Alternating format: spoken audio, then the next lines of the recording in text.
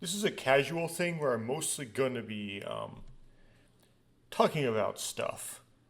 Um, I'm just to get the little things out of the way. I'm trying in via broadcast again, and like as a noise filter. There's multiple different noise filter programs you can use. I haven't really researched into that well. I did it one time, like cursorily look at to the various noise filters that are out there because I was recording on Linux and NVIDIA broadcast at the time at least didn't work on Linux. But I don't really know much about that. It's just convenient, right? Just a thing I already know of. I hadn't been using it recently because um, it was unreliable. There were at least two times where it would suddenly just cut off my audio. And then I just lose voice audio like partway into video or something. And then I wouldn't notice because I wasn't paying enough attention to the monitor in OBS.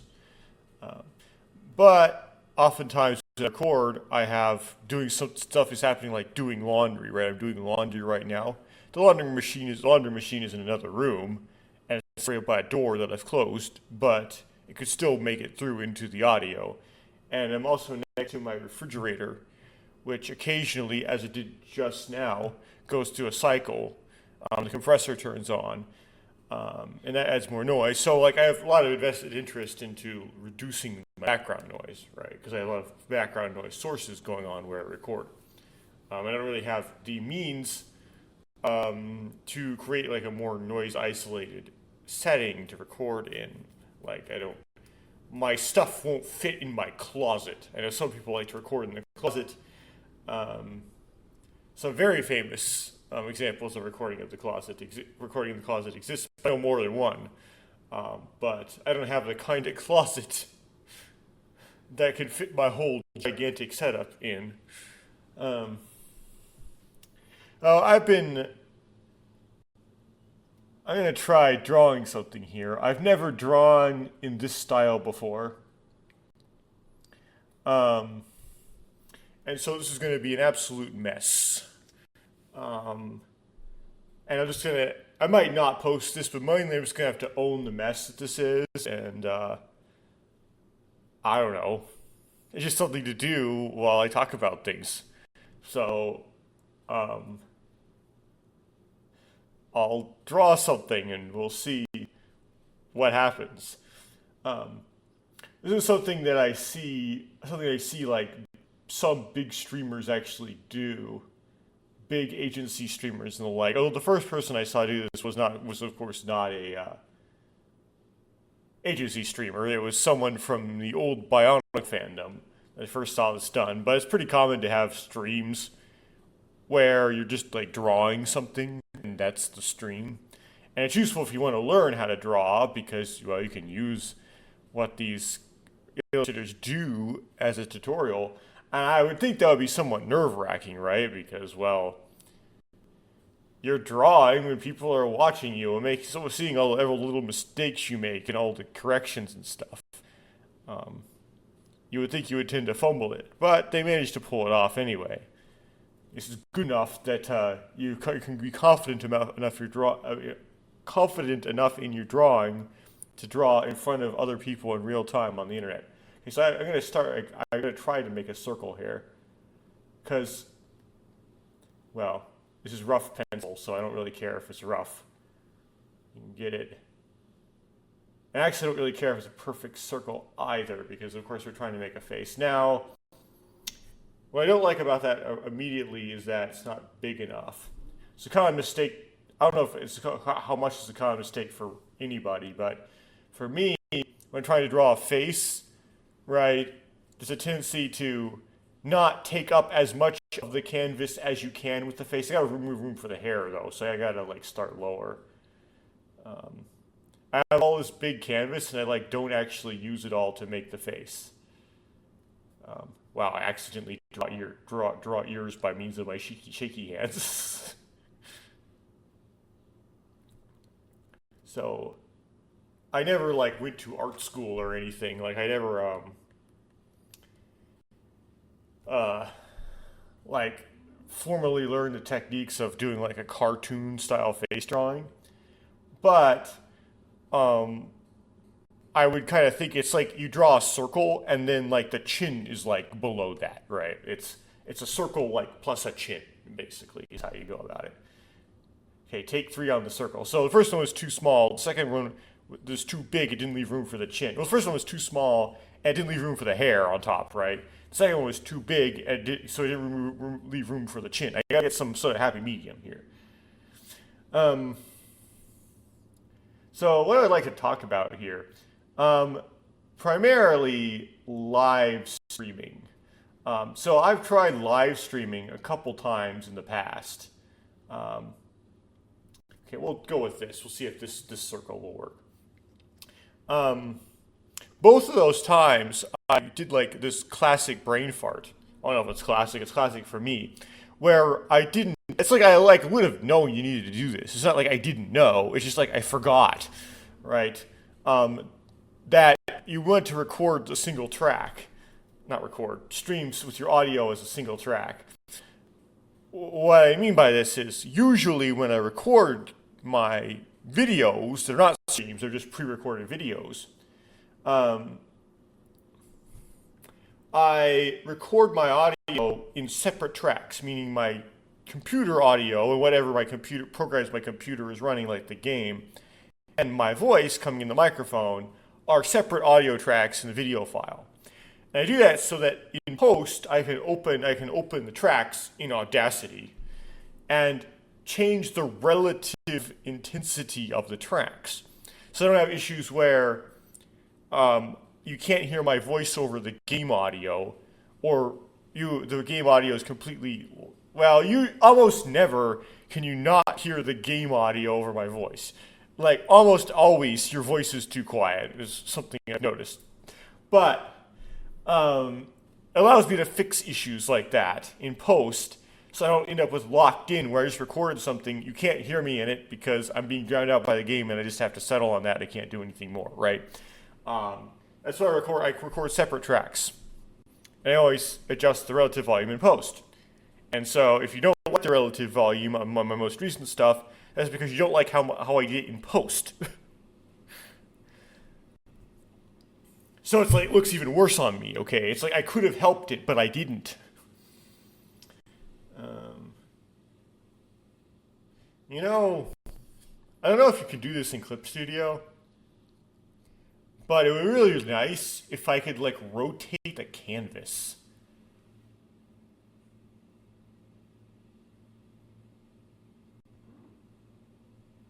I don't know, I'm recording this. I don't really have time to look up tutorials on things. Um, what's this do? Oh, okay, cool, sweet. Um, really nice if I could do this. Immediately finds out how to do this by random chance. So, I need to make like a stroke. Like it's easier to make strokes that are like from the top right to like the bottom left. Like this, you probably can't see my cursor because my resolution's just too crunchy. Like this motion, right? Doing things this way is awkward, right? So if I want to make a line, I want to make it most this as possible by rotating things. Because I'm trying to make a chin here, and I'm stalling in doing so. Okay, you gotta make some strokes, man. Try some stuff. Not enough chin. Close. Maybe it's good enough for a sketch. Need to be more smooth, less shaky head. We'll work with that for now. Um, okay, can I take the rotating slider and put it to like a home position?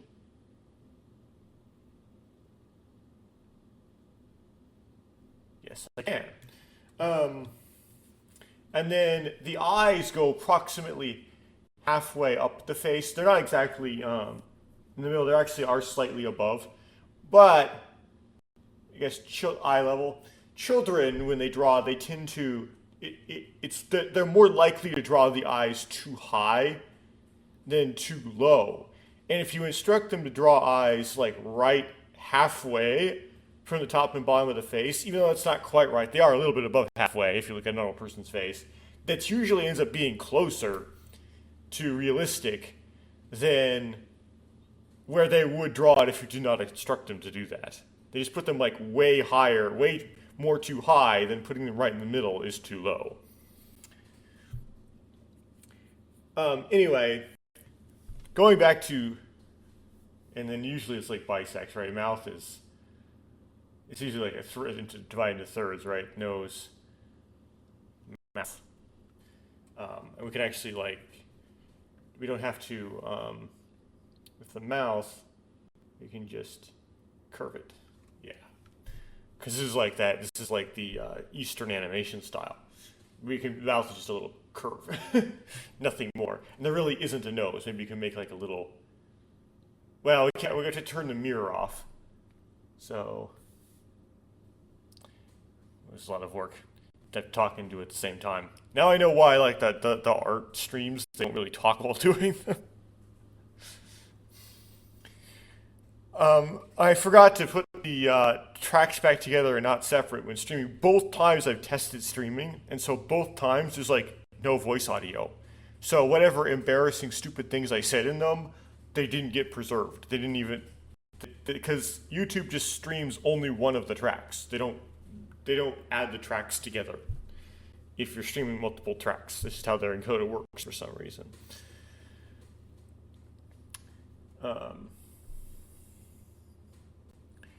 Yeah, you really don't really do a nose in the style. I'll put a little something there just kind of to mark the location for me. So do I have to select?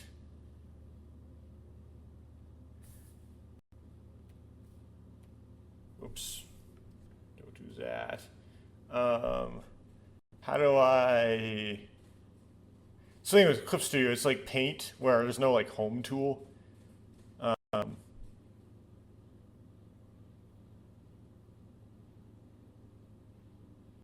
So it's hard to figure out how to select a thing.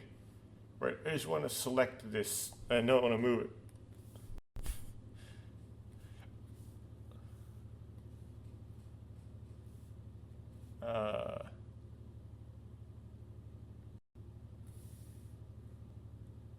There we go. Okay, this turns off the mirroring, so I can move like put in one line. It's not weird. I really have very little experience with this. Okay, so the nose would be about there.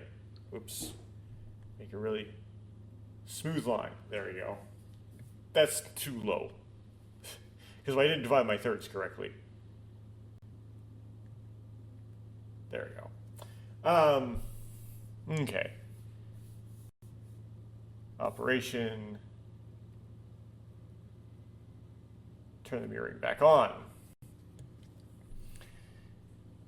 So both of them you can't really hear anything. If you watch my test streams, you can't really hear anything that I'm saying in either of them. There isn't really anything in there of any sort of significant note in those test streams. But anyway, I've like tested it out a couple times and have so far failed to do it right. And maybe sometime in the future I'll try again, and maybe I'll try to like announce when I'm going to do it so that maybe people can know it's going to happen, and so they can actually go in the chat and interact with it. And if I don't have any voice audio, they can actually tell me in the chat that I don't have any voice audio. You could raise the question, well, so this is at, what was my pencil size? 4. Because I'm going to make it up really big now all of a sudden. 20. Because I'm going to do this. There we go. The question can be raised, well, about what fraction of your subscriber count typically is your, I guess, what's the acronym, CCV? Your current viewership would typically be while you're streaming, if you're a streamer, on YouTube at least. And from watching big streamers, although this may change depending on the size of the streamer, it seems to be approximately 1/60th. So say if you have 1.2 million subscribers, you tend to get about 20K views. That's being optimistic, actually. If you have 1K subscribers, you tend to get a little bit less than 10,000, somewhere around, I don't know, 7,000. It's about a 60th, roughly, is what I tend to observe. So I have about 110 subscribers right now, probably exactly, but I don't know, so I'm saying about. You go, okay, so that means you'd expect to get about between 1 and 2 viewers at a time. That's my washing machine, by the way. It just finished. Actually, I'm going to pause my encoding and actually move that laundry so that it gets done sooner. Okay, so what I was saying is that based on those statistics, I expect 1 to 2 viewers if I were to do a stream. That being said, well, before I move on to the next point, I have to clarify something. I'm saying that I would think that sub count to current viewership, that ratio is relevant just because sub count is somehow, I would believe it's still somehow, is some sort of measure about how popular a YouTuber is. You would expect that a massive overuse of that word here, a large, probably a majority actually, proportion of the current viewers may not be subscribers even.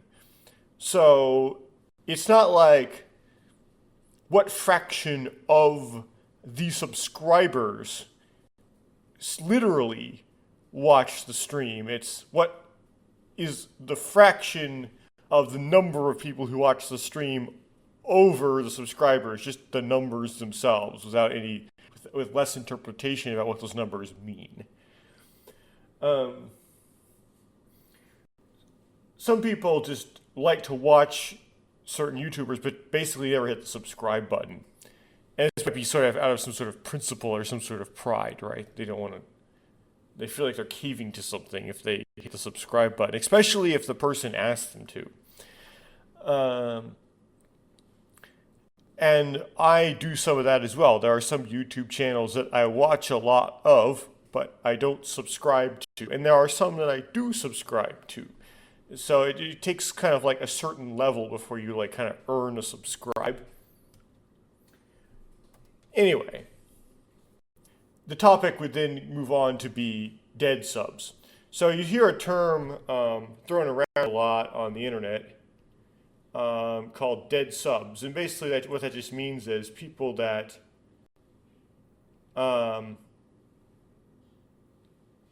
subscribe to a YouTube channel, maybe for something that YouTube channel, they wanted to get updates about something that YouTube channel was doing at the time, right, that they were interested in. But maybe that YouTube channel branched out or moved on to do something different, or abandoned that project, or whatever. Or the person who subscribed just grew out themselves out of the subject matter that YouTuber was all about, and just sort of gradually lost interest. And so they don't watch, they subscribe, but they don't really watch that YouTuber's videos anymore. And the way a subscription works on YouTube is it doesn't necessarily put all the latest videos from the channels you subscribe to in your feed. It will if you've recently been watching those videos, but if not, it won't. And by feed, I mean like front page, right? You still have the subscriptions. It's not really a tab, but the subscriptions option you can click, which will give you all the latest stuff from the that you subscribe to if you want to go to that page, right? And subscriptions still on your subscriptions list on the left will give you a blue dot if, since you last viewed that channel's page, they um, they published a new video. Um, these eyes are too far apart, but rough sketch is rough. I can put another rough sketch on top of the old rough sketch and just keep doing that until I get it right. I don't really need to get the first rough sketch right, so I'm gonna be kind of loosey goose with some of this. Um, yeah, they need to be closer together because we need to do like spectacles, and we're gonna actually make it possible to like toggle a unibrow if desired. So we need to make those things make sense. We need eyes that are closer together. But I adjust the proportions later. I'm just trying to get through this recording and not bumble it too much.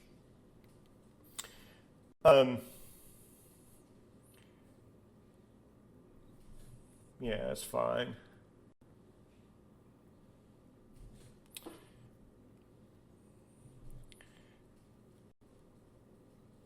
Anyway, dead subs.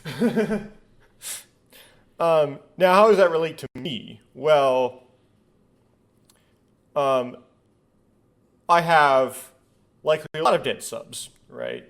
Because I used to make videos where I played Bionicle games. That was almost exclusively what I did do when the channel first started, and maybe for the first year it existed. And so I suspect some of the subscribers subscribed for that, right? Or even if it wasn't necessarily a Bionicle game, it was like they subscribed because they wanted to maybe be notified when I posted something new about a game that I was playing at the time, and they're interested in that particular Let's Play, that particular game. And then when I finished that game or abandoned that game, they just, lost interest. But some people tend to be resistant to unsubscribe. Like, although sometimes people do unsubscribe, and I've seen it happen, people have unsubscribed from me. I notice.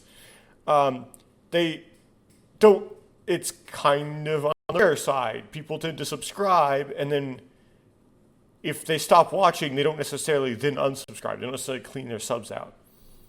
And so you get these people are still subbed, but they don't really watch your videos. So they might have subbed way back when I was doing these things, but then nowadays they're still subbed, but they don't watch what I'm doing, because whatever games I'm playing now, they don't really have any interest in. And I have very few subs. I only have 110, which, in the grand scheme of things on YouTube, is a very low sub count. It's like poverty sub count, right? And I guess the vast majority of that is actually dead. In other words, only maybe like 5 of those are living, which you might consider living subs. So the figure that I gave, it's not a so, this is another thing I need to throw in there that I forgot to say earlier, where the real-time viewership tends to be about 1/60th of the subscriber count.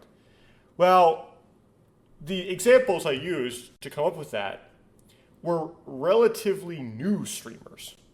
I was choosing new streamers to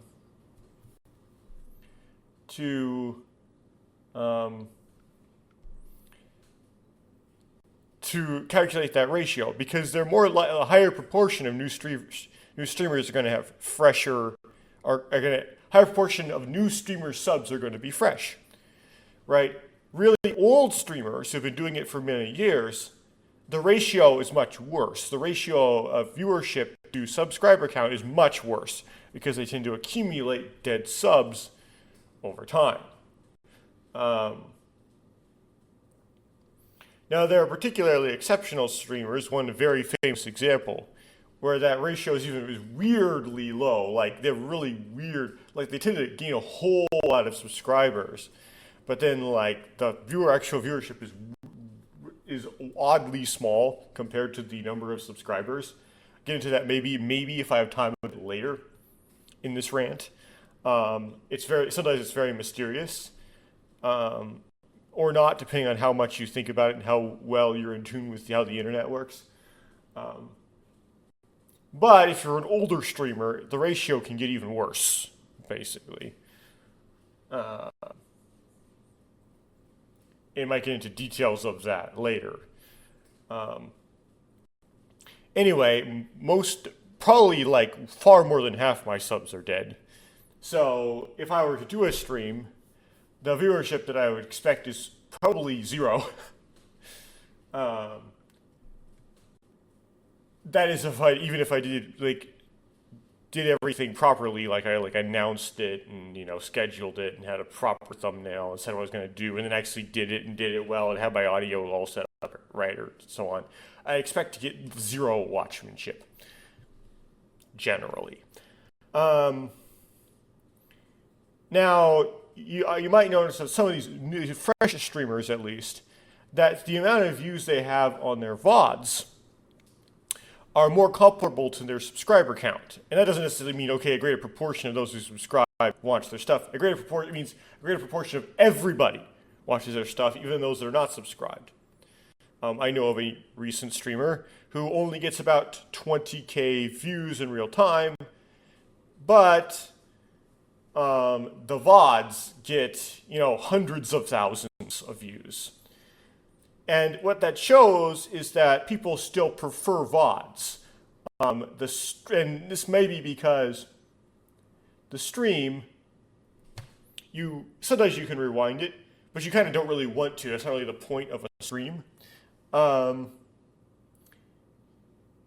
sometimes you can't. Depends on if the streamer turns that on.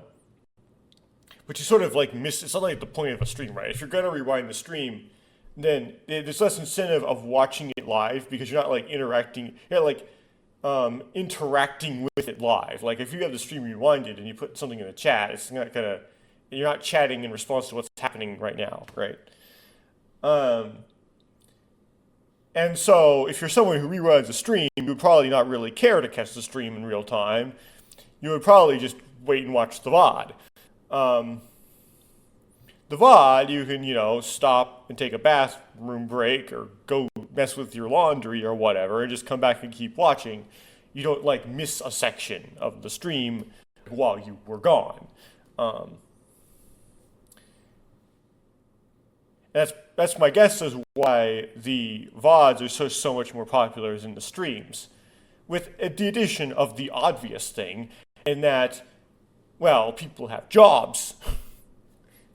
And those jobs have certain shifts or hours, and they can't necessarily just be watching streams whenever they want. They have to wait till the VOD sometimes because, well, the stream just happens to happen during their work hours.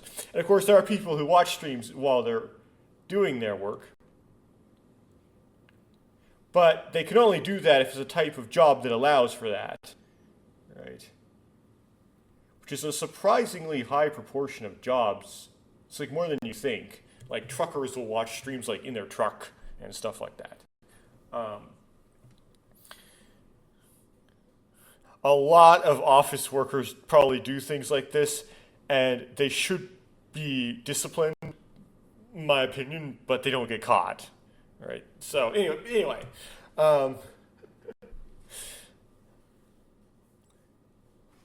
So what I'm trying to say is some of it's just the unpopularity of streaming.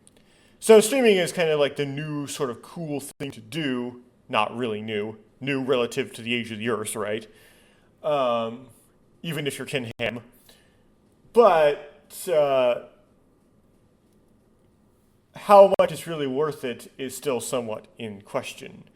And it would be nice if it makes it hard to break into streaming because, well, you end up with perpetually basement viewership at the start.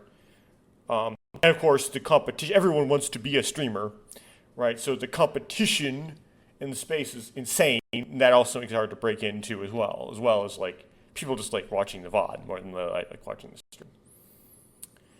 This is relevant to some people. I've been asked in comments, do you also stream as well as make these long videos? And the answer is, well, generally, no.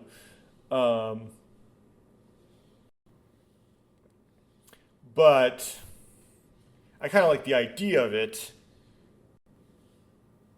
But there's some barriers. I hate this eyeball. What I'm trying to do is make it wider than it is, taller than it is wide, tall oval. And I keep making close to a circle or a wide oval. And when I finally do get something tall, because I really force it, it's not smooth.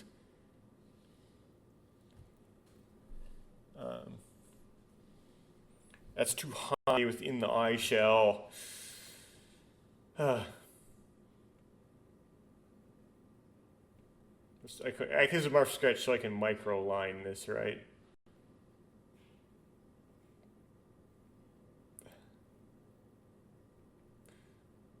Yeah. Can always fix it later. Yeah. And it's like anime style, right? So the pupil isn't black, right? It would be like the same color as the iris, because that's how they do it. They don't do the black pupils. He's like anti-cross-eyed, though. That's still not good. Why am I just erase at this point?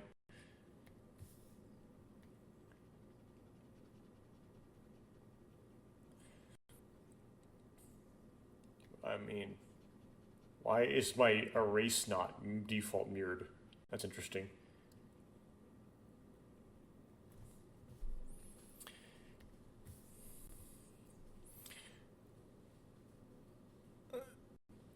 Anyway, I'm going to bring up something a little silly now. And that is the topic. I'd rather be this guy rather be cross-eyed than like anti-cross-eyed, because it's way easier to like cross your eyes than anti-cross your eyes, at least for me, at least. And so it's more realistic to find me with cross-eyed than find me anti-cross-eyed. Because it's like, it's just not a function that's built into like human coordination to move your eyes out like that, because you can't focus on anything with them like that. Though I have known people in school who can do things like move one eye out while the other eye goes up and shakes and stuff like that. But I've not actually seen someone move both eyes out. Someone can probably do that. I could probably find that on the internet somewhere. Example of someone completely anti-crossing their eyes. Anyway, the silly topic I'm going to bring up is something called VTubing. So, doing VTubing is a very tempting thing to do, because when we post stuff on social media in general, but also on YouTube, it's not really, there's motivation to not, most importantly, not say your name, but also not show your face. Now, saying your name is obviously a lot worse than showing your face, because that makes you searchable, right? You can't really search a face. And people that would recognize you by your face, doesn't take a whole lot less or a whole lot more for them to be able to recognize you by your voice, right? So I don't know how much not showing your face really matters, but you'd still not want to do it just in case, right? Why? Well, because I wouldn't want a potential like employer, for example, to find my social media stuff, find something on there that they personally don't like that I said, and then just not hire me based on it. It's actually sort of very difficult in this day and age to not say something that's entirely non-controversial. And you could still end up with a problem where maybe what you did they don't really care about, but they notice how much time you invested in it. Like, man, this person spent a lot of time making these really long Let's Play videos. And so then they'll question how much time you're going to invest into, well, working for them, which would include sleeping, because your job performance is highly correlated with how much sleep you get, right? They're not going to, they're going to be resistant to hire somebody who has a bunch of like very time-consuming hobbies that they're going to eat into their sleep and stuff with, and as a result, not do as good work for them, right? So I kind of be sneaky and deceptive. Maybe you could accuse me of being that way, but I kind of want to hide YouTube stuff from the professional stuff. And when I had a job, I don't anymore. It's a long story. I didn't tell anybody, at my workplace about my YouTube, obviously. Like, I tried to keep, like, just pretended like I just didn't have social media at all. Yeah. Um, so I just basically, for that reason, want to be less recognizable on the internet. Um, but it's somewhat frustrating making Let's Play videos when you're like that, because you can't show the facial expression you're making as a reaction to whatever's happening in the game or whatnot, right? Um, and so the way you have, if you want to not do a bunch of dead space, awkward pauses in your Let's Play videos, then you need to artificially talk more than you would normally in response to these. Well, wouldn't you not talk at all? Everyone wants to talk to themselves, okay? There is sort of a natural amount of talk, even if,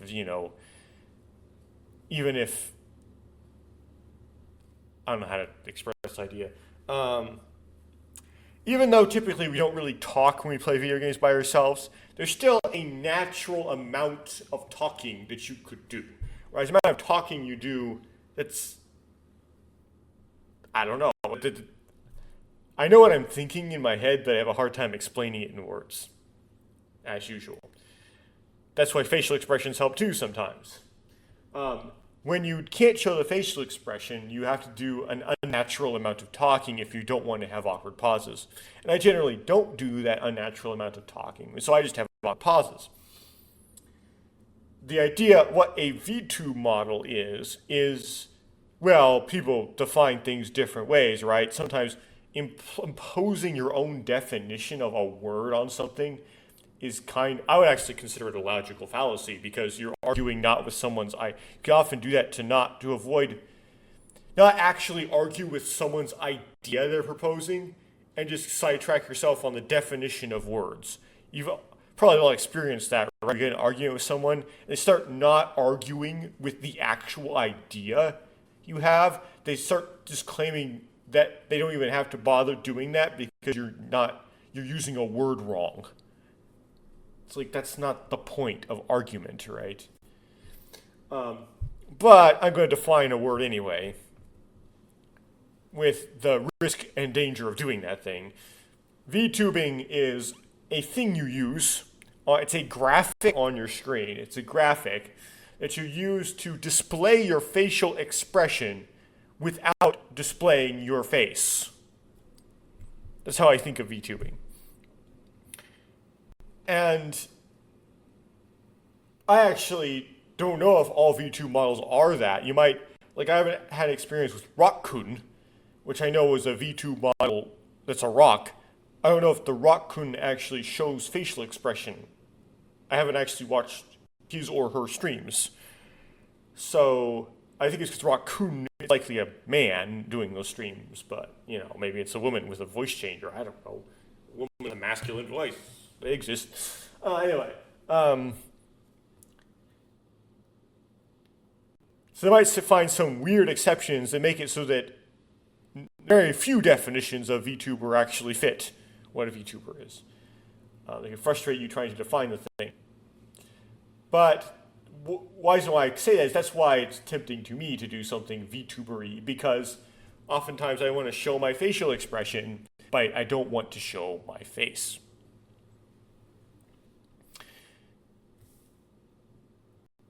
And so even like a Walmart yellow circle, Walmart doesn't have that smiley face logo, but that's what I'm thinking. Like, so far, it's just something that's like a graphic in the corner of your screen that's just like a library of emojis, and then you have like face recognition software that just matches an emoji to your face and just like toggles between these presets. Even that would be useful, right?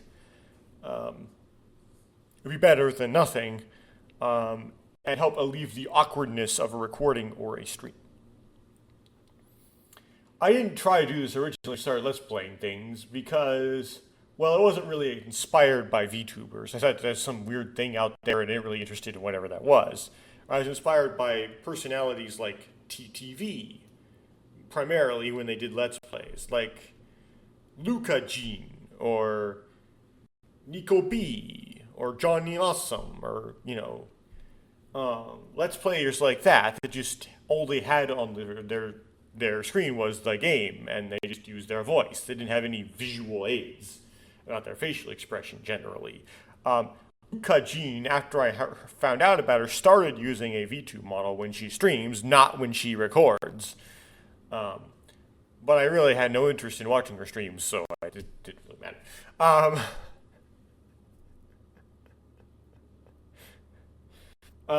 Oof. And I'm not necessarily a fan of each of these people's personalities necessarily. I rarely watch them nowadays, but I was a fan of the type of thing they were doing, right? I was a fan of that style of YouTube video. And that's what I was trying to replicate generally. I didn't think, so that's why I didn't think like this kind of thing was required. But as they progress in doing these Let's Play videos, I start to desire something like this. Now, there are multiple steps or pieces to making this work. And I have thought sort of a little bit about custom coding something using C. But unfortunately, life is kind of short, and I know how well I can invest myself into a project, focus on it, and get it done. And I know how poorly that is. And so I know that realistically, if I am a stick in the mud and insist I DIY everything about my VTube setup, that I will never finish it, even though I would love to do that, right?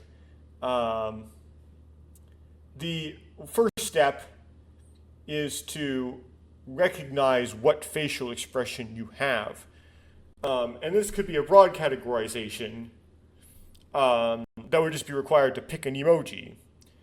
Or it could be a very specific one where it's like exact position of everything.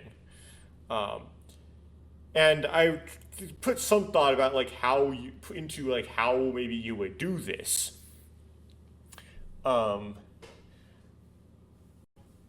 I know some like very rudimentary basic robotic stuff, and I thought, well, maybe okay if I wanted to figure out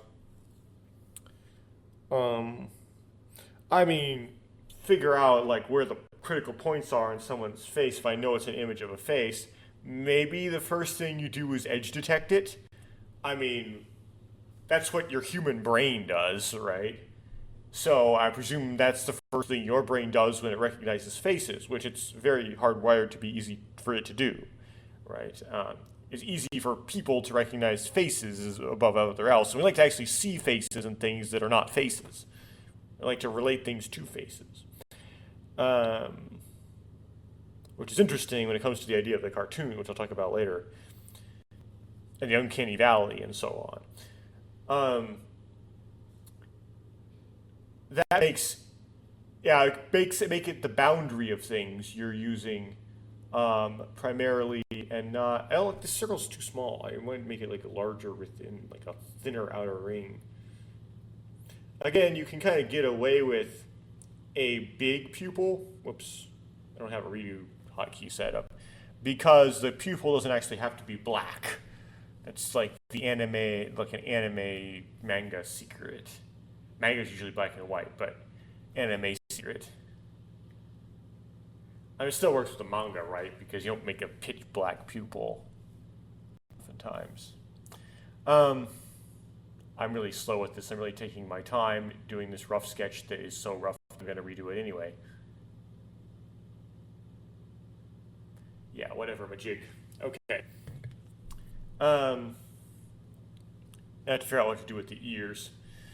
So, like, the ears are going to be covered by hair, but I need to draw some sort of ear-like thing in the sketch layer because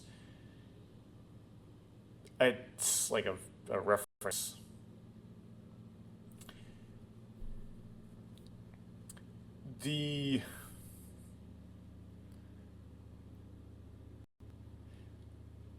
Yeah, you think you maybe do some sort of edge detect. But then they sort of get lost because you have to do some sort of recognition of this set of edges is the outside the face, this set of edges is the edges of the mouth, these are the nostrils, these are the edges that make up the eye, and so on. And typically, when you want to recognize like a pattern in an image, like if you know something is in an image and you want to search for where in the image it is, you have an exact copy, like you have a little thumbnail, and you want an algorithm that calculates where within this image is this subsection of the image, like a search algorithm. You don't necessarily need something like a quantum computer to do that and try out possible locations at the same time. What you do is, well, although that would do it faster. I don't know why I mentioned quantum computers for no reason. You do have something called a convolution. And things will add up in phase, so to speak, the most when you're right on top, when you have identicality. And so a convolution will tell you where in the image the subpart is. Now, you can kind of make this work if you're just trying to recognize faces in general. Like what you can do is you have like a library of faces, and these faces may not, and you might have like a picture of a bunch of stuff with a face in it or multiple faces in it. You can try to pick out those faces by convolving this thing with the library of faces. And these faces that are in the image may not necessarily be in the library, but because it's comparing faces and faces, there's a tendency for the convolution to have maximums about when their faces line up. And if you have multiple faces, that kind of helps you. It's an average over, that can kind of help you out, especially if you have different ethnicities and stuff. And you can sort of, kind of, with some limited accuracy, pick out the faces in the image. I've never done this where you edge detected first. Edge detecting, if you think about if you have an edge and you have like the same picture of a different size, for example, convolving with that set of edges, like a separate edge, another set of edges, you don't get like a point at the max. You end up with like a ring, I would think. Like if you convolved a circle with a smaller circle, you get a ring of maximums. And the point you're actually looking for is in the center of that ring. Things get weird and things get complicated, which maybe when you're trying to do computer vision, specifically a convolving with an edge detected face may not be actually as good. The algorithm is just convolving with just normal faces. Okay, back to it. It's been a few minutes. I don't remember exactly what I was talking about, but it was something to do with using convolutions to detect your face in a picture. And then I didn't actually talk about the facial expression, but like the crude, inefficient, brute force, ooga booga way to do it would be to have a library of stills of your face with different facial expressions. And then for each some predetermined time interval, convolve your camera feed with all of the various images, and then find the one that's the closest, the highest peak, which you might want to do some low pass filtering on it before you find the highest peak to get rid of, make things more reasonable, and then use that as the current facial expression. The reason I brought up convolving circles together that were different sizes and how that makes sort of like it's the peak is a ring of that. It would not have sharp sides. It would have like triangle cross section, and then there'd be like a peak ring. Is because you don't know what size your face is going to be in your field of view, right? It could be you could be closer to the camera or further from the camera, right? And then that might come with some issues trying to recognize that by convolving with other images of some fixed size. Now, I'm not very familiar with neural networks, and most people aren't either. They just kind of do what they need to get by. But you can describe a neural network as an overglorified least squares fit. But it's also kind of like, because you're doing a bunch of matrix multiplies as you go down the tree, you can couch a convolution as like a matrix multiply. I've done it like that. Back in one of the internships I've done a convolution by means of like flattening everything and then doing a matrix multiply. And so it's doing things that are kind of like convolutions. But the weighting is different than the weighting you would use in a convolution. So it's not exactly a convolution, it's like adjusted. And how many layers you need to do is kind of arbitrary. Like they just kind of guess and check. That's why I say no one really understands neural networks. But doing a neural network, using a neural network to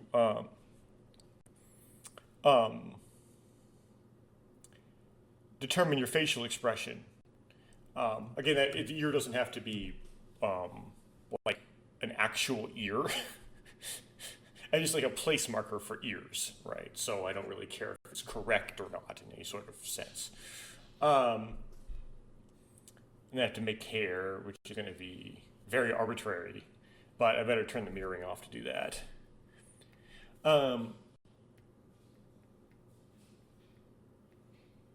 Because who has mirror hair?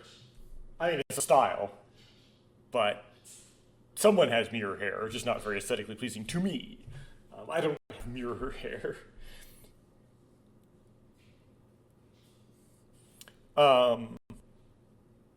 But it's kind of, a neural network is just a more complicated, more refined, and more of a guesswork version of that. Like you use a library of reference images to train your weights, and then you use those weights to categorize new images.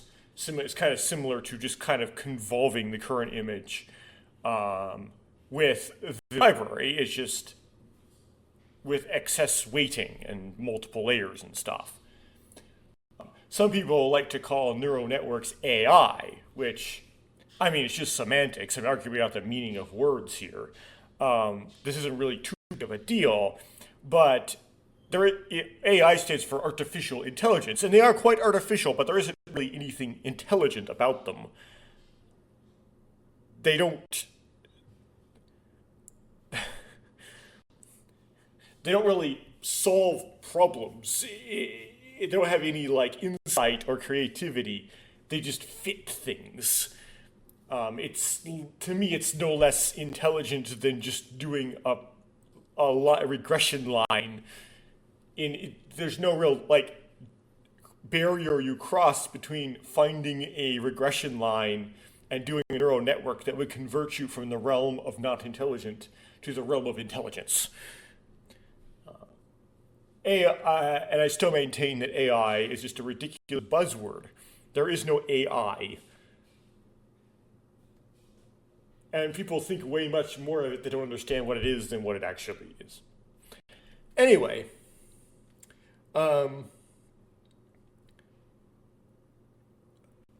thing with this first step I'm describing, which should be like detecting your facial expression, right? Which could be from just generalizing, picking an expression from a list, to actually mapping a bunch of points that are on your face, like a more generalized facial expression, is that there are programs that I have not researched this very much. My very limited cursory preliminary understanding is that there are commercial programs that do this, but these commercial programs aren't actually, let's try to get some like hair going here. It's going to take a lot of undoing, because there's going to be a lot of just bad lines.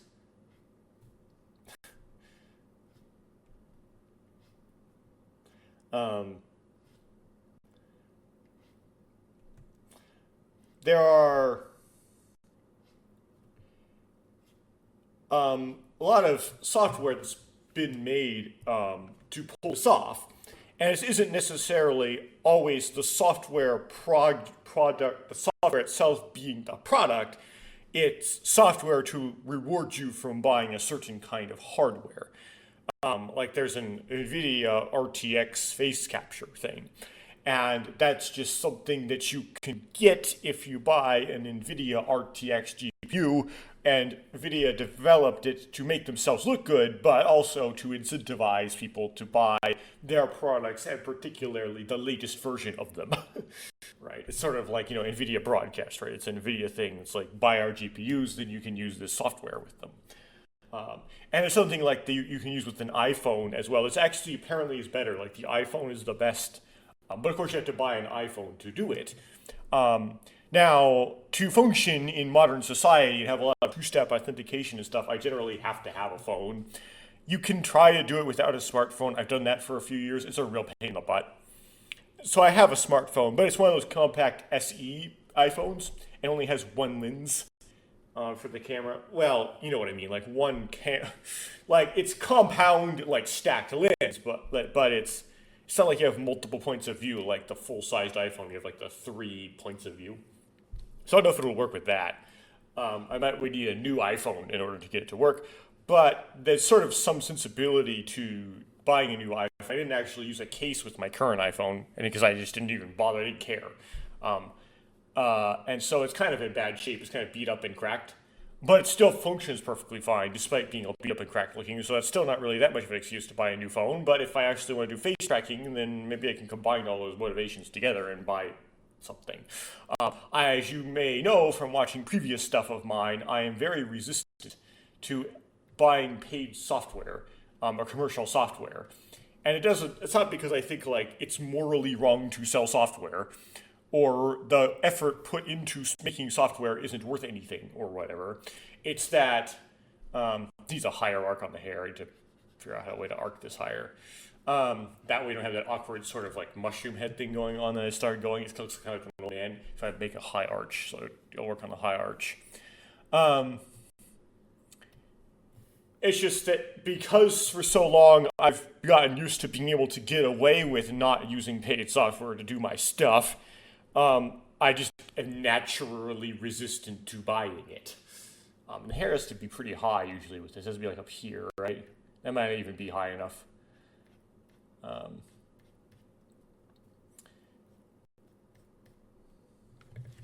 Yeah, like anime style stuff, you want the hair to be even higher. I'm going to try for some higher hair. I have really high hair usually.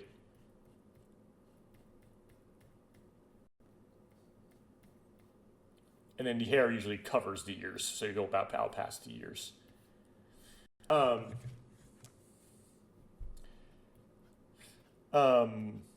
Really rough sketching here.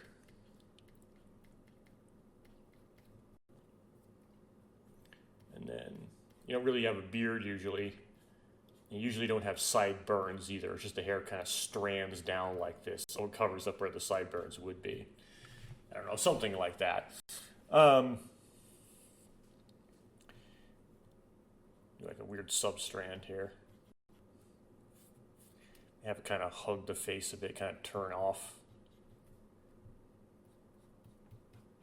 Whatever. It's just I'm not really used to doing that. But I don't really have very much resistance to buying hardware. And sometimes can overspend on hardware, I would think. And do I ever actually use paid software? And the answer is, well, you can see right now I'm using Clip Studio, and that's paid software. But there's a little bit of a secret to that. I didn't buy this. My dad bought it for me. So it still doesn't really make me used to, it makes me used to maybe using paid software a bit, but it doesn't really make me used to buying paid software. I also did buy, and this is a particular, it's like an exception to things, Power DVD, because I wanted to play contemporary Blu-rays on my 4K monitor, even though they weren't 4K Blu-rays. And not all the most recent like encryption keys have not been hacked yet. So I needed a Power DVD to do that. There's been unpaid ways to do that a long time, and making them has technically been illegal because there's some. I'm gonna just cut up this top of the head.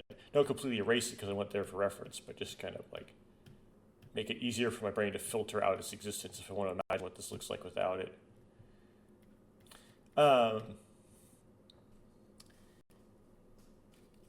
forget what I'm going at here. I also have Windows, which counts to me as paid software. You have to buy Windows, okay? Windows is not free. Microsoft doesn't make their money somehow. And not just using an Xbox. Not just selling Xboxes, right? You actually have to pay for Windows. But it's sometimes hard for me to do this. It's really, really difficult for me to do the stuff I want to do, which is playing games primarily, without Windows. And I do use Microsoft Office. However, I get it through community college, because I'm actually taking classes at the community college at the moment, and therefore don't pay for it directly. I pay for it in my taxes and how much I pay for the classes. But even if I didn't use Word and Excel, I didn't use Microsoft Office, I'd still have to pay the same amount. So you would think like, well, if everybody didn't think that way, then the price of the classes would go down. I'm like, yeah, everyone will think that way, so what good can I do? So that's what I use as far as paid software is concerned. And that's about it, right? I don't use paid software to edit my videos, for example.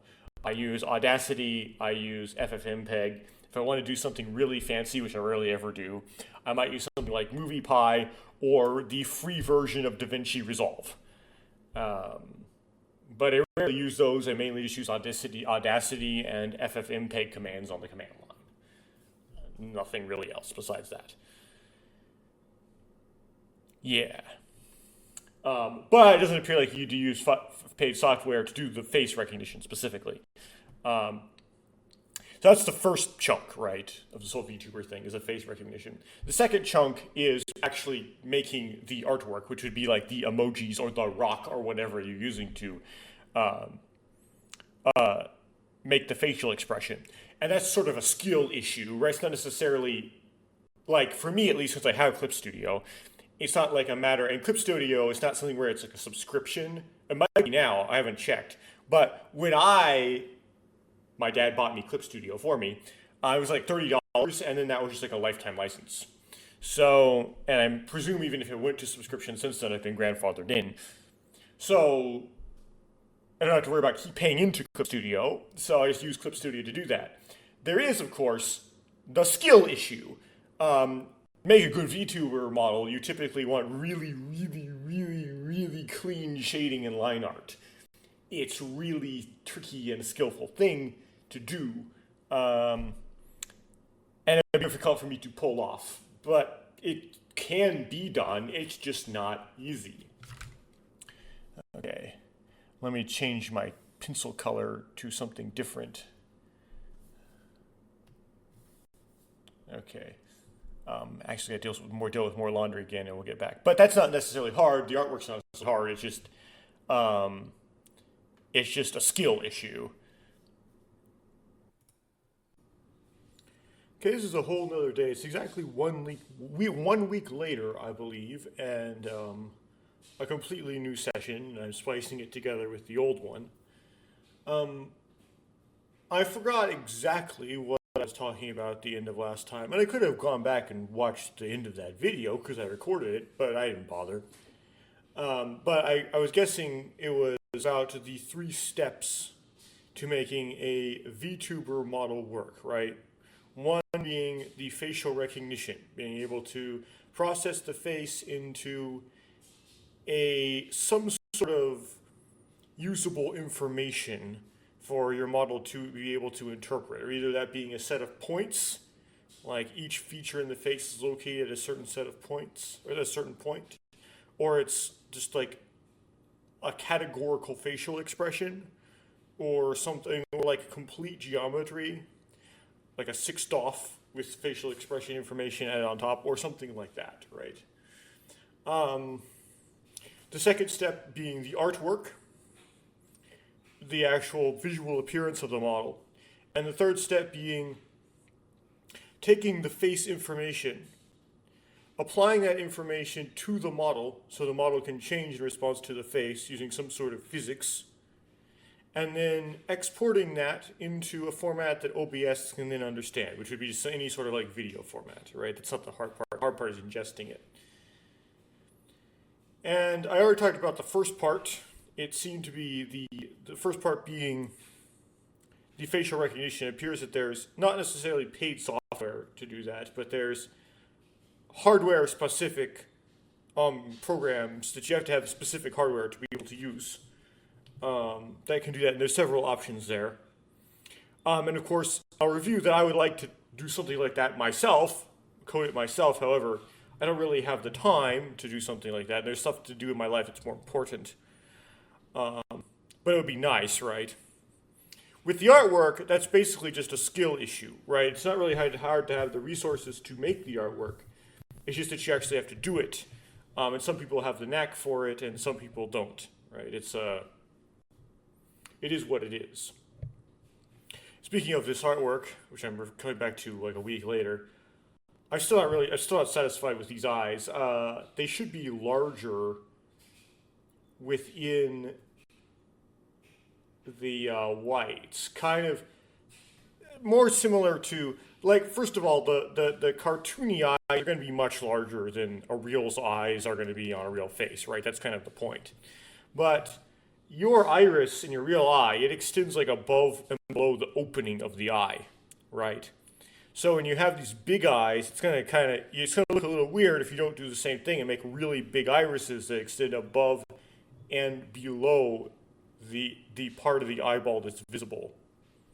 Anyway, you just have to do the artwork. And I'm not necessarily like super bad. I already changed to blue because I was going to switch to doing the glasses, which I should do on a separate sketch layer. But then I like looked at the eyes and I was like, no, these proportions are not good. I need to redo. I need to see. Is this mirroring? No, it's not. Okay, let's fix that.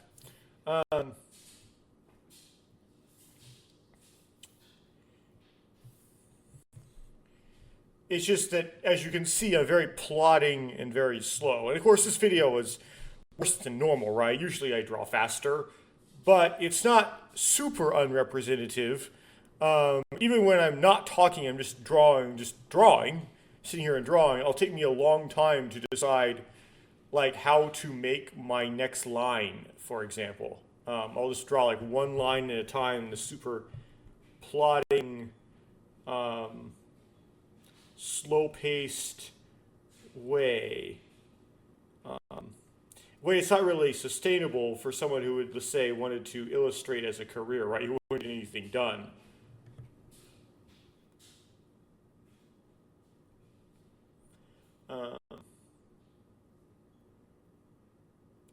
I'm just way too slow, but like I eventually get it done, right? Okay, that looks kind of weird. They're kind of slanted away. It has to do with how I ended up like tucking in at the bottom there.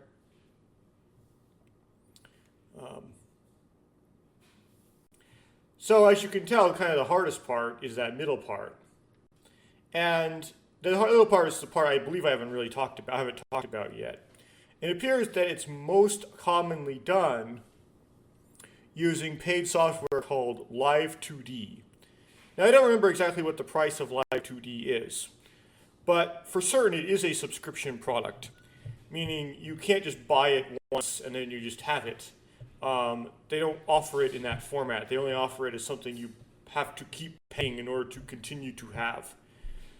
And although it's kind of like in the middle, it's like something like $100 every so many, like 6 months or something.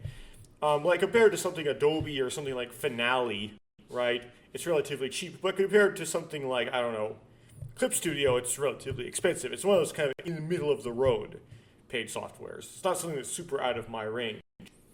And there's other ways to do it. You can use like 3D modeling if you want to as well. And that would be like, as far as the effort on the creator's end, probably the easiest way. But it is like the most expensive piece of this puzzle is the software called Live2D.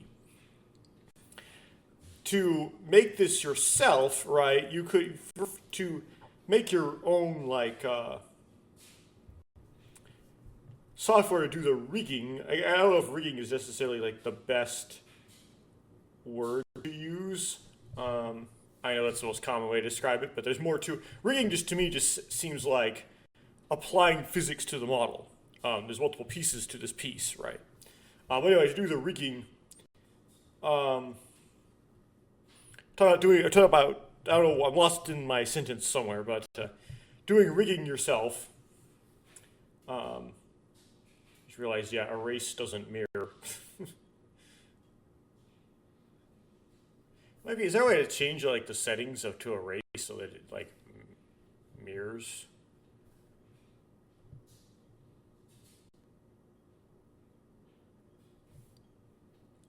No, all I can do is name it. Okay.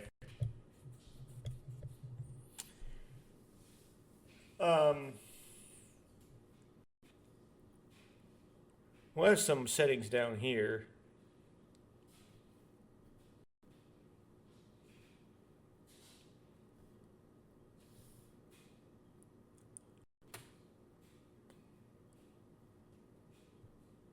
Here we go. Here's the thing.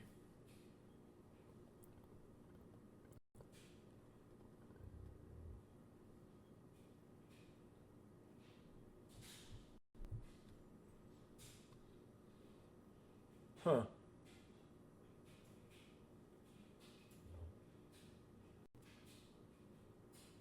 Anyway, still not that big of a deal. I can Google it later how to like make erase mirror. It doesn't by default, which is interesting. Yeah, it's better eye size. I don't need to get it perfectly round, right? Because I can just resketch, just do it over and over again. Obviously, this wouldn't be, what I try to draw wouldn't be like the final draft of the model, because the model would have to have like the whole body, right? And have the arms in that weird, slightly diagonal down pose and so on. This is just a headshot. Anyway, if you were to do that rigging yourself, you first need to be able to, in real time, process the information that's given to you by your face recognizer. So you need to be able to understand that format and in real time deconstruct that format. Then you need to do some physics with it if you want physics. And then you need to apply that to the model. You have to do some image processing there. You have to remap portions of the model and layer them on top of each other. And then you need to, in real time, encode that into a video. And you have to write the code base for all that stuff. It may not be necessarily that hard for a software person, but I'm not a software person. I was, no longer, but I was an electrical engineer, and we had to code stuff to be an electrical engineer. But none of this, but I was not a, sometimes in real time too, because sometimes you can be a image processing engineer, digital image processing, and do real-time stuff. I was a photonics and electromagnetics specialist. So only thing I had to code, I coded a lot of things, but they were all like, you hit run and it runs and then it finishes. None of them were real-time processing. It was all manual start and manual end. Well, it would end, but it was all like already have everything that's going to process already ready, hit run, process it all, right? I don't have any experience programming any real-time software. So this would be a completely new concept to me. And I'd probably have to do it all in C, which isn't too bad. But if you were thinking it would all be done in something like Python, probably not. And I'd probably want to call on the GPU to help me do the remaps and stuff. Although back in my old job, we did a remaps with CPU, I think, mainly. So maybe not. And that would require me to write some CUDA kernels. It would be a lot of work. It would be something should be paid to do. But you go, okay, well, you're doing it yourself for your own project. You're paying yourself by just being yourself. I don't know.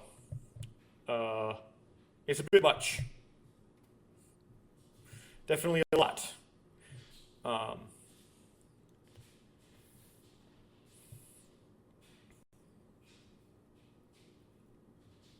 Using Live 2D would probably be easier, as we could all probably imagine. Because they already did that work, of course. Anyway, that's not what I have to say about that whole topic. Don't really have great expectations that I'm going to get this done in any sort of reasonable amount of time. Okay, let's make a new layer. Oh, come on. Yes. Let's see here. Is there any special thing I can put on this layer? Layer settings.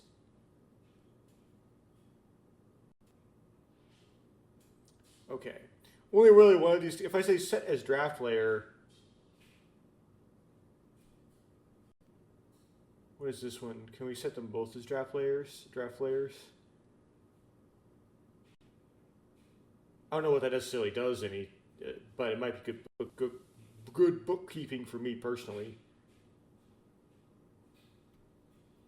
Yeah, I can make them both draft layers. Okay, so draft layer number 2. This one I'm going to put blue, not because this object's going to be literally blue in the final model. It's blue because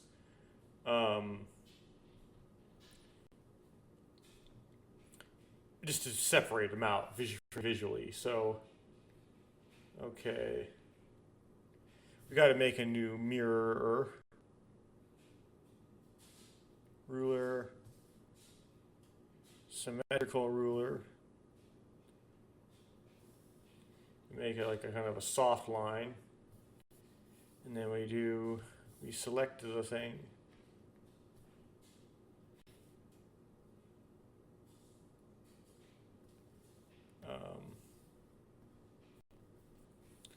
Or maybe not. Let's see here.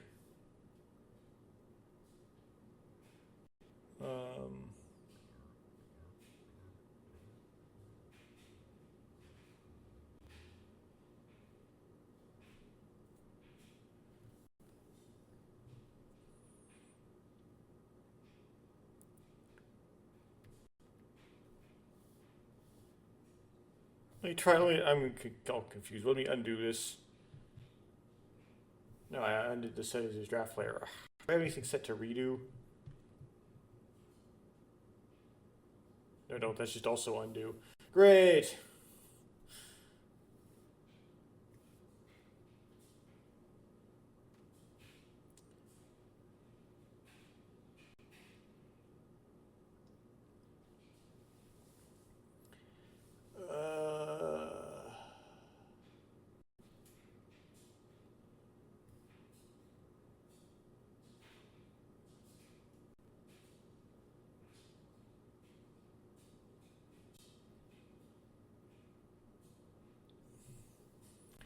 Okay. So, symmetrical ruler. Now I can look at this. Okay. Set the minimum rotation.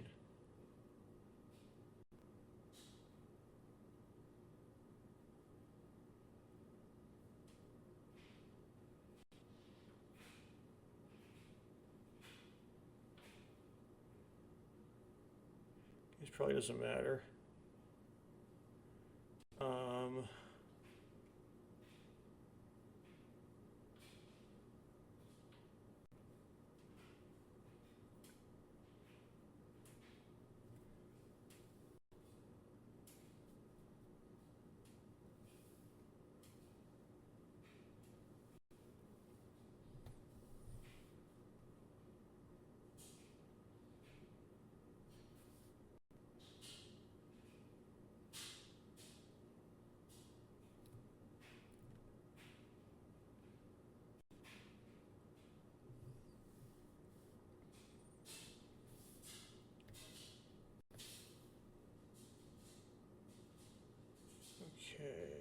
Okay, we can.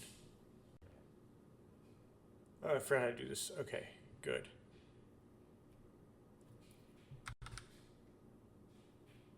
$90. And good. Okay. That took a while.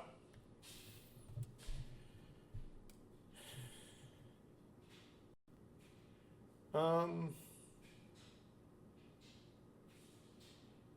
I guess the next topic would be,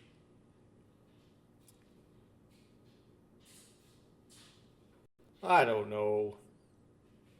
This is kind of some silly stuff. So, you know, kind of neckbeardy too. It always comes up when you bring up the topic of like VTubers and VTubing. This whole observation that people have that VTubers, they seem to be kind of disgusting. Okay. And this may come something from the idea that maybe not showing your face in your streaming is related to somehow being less inhibited. Like somehow your face being shown is the source for extra embarrassment if you see something sort of gross. And so if you're not showing your face, then you feel like you can get away with more, maybe. I don't know. Um, I already discussed in the previous segment before I started recording the second segment, kind of why I don't want to show my face, and it's not really a very legit reason because, again, hiding my name is way more important than hiding my face, because my voice and my face would do the same thing. I don't hide my voice, right? Anyway, and so people who VTube tend to be a bit gross. And there might be Trojan horses into certain things, which is kind of like so sophomoric an idea. I don't really want to get into that. But they seem to be gross, though.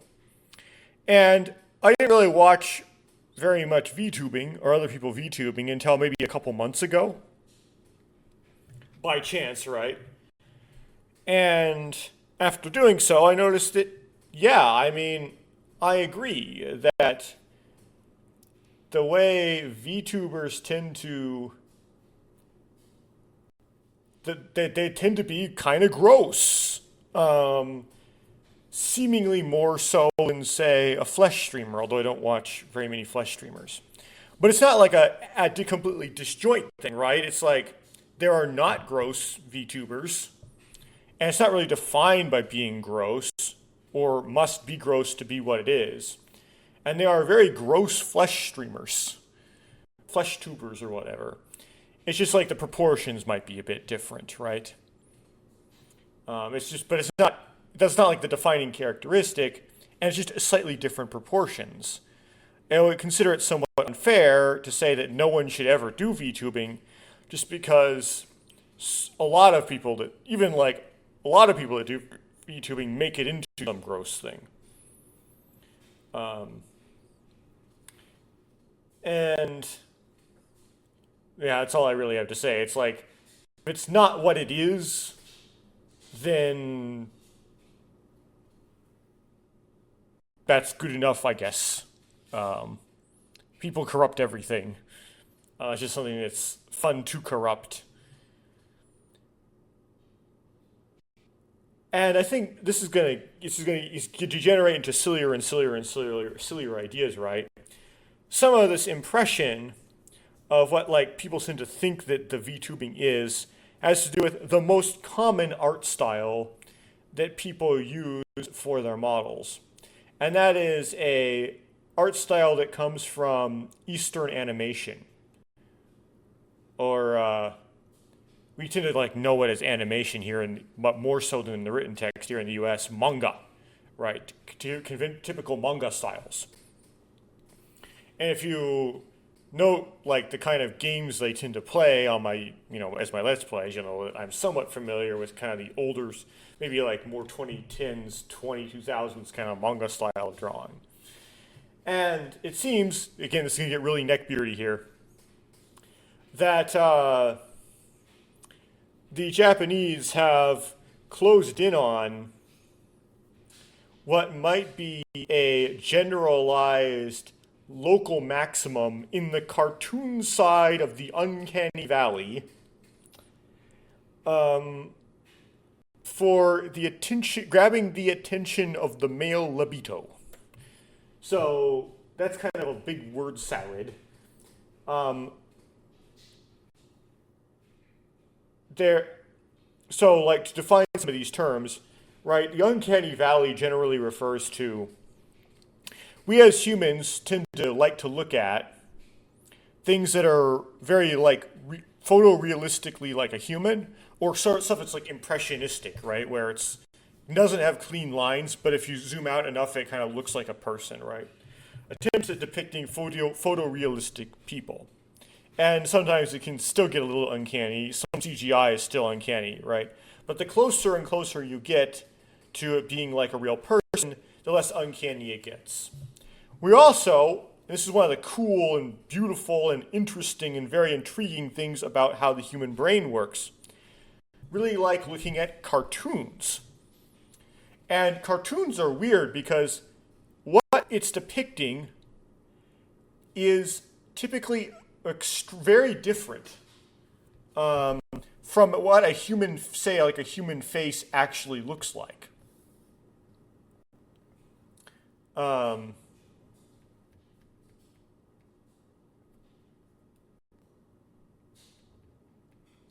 The erase not mirroring is going to be weird here.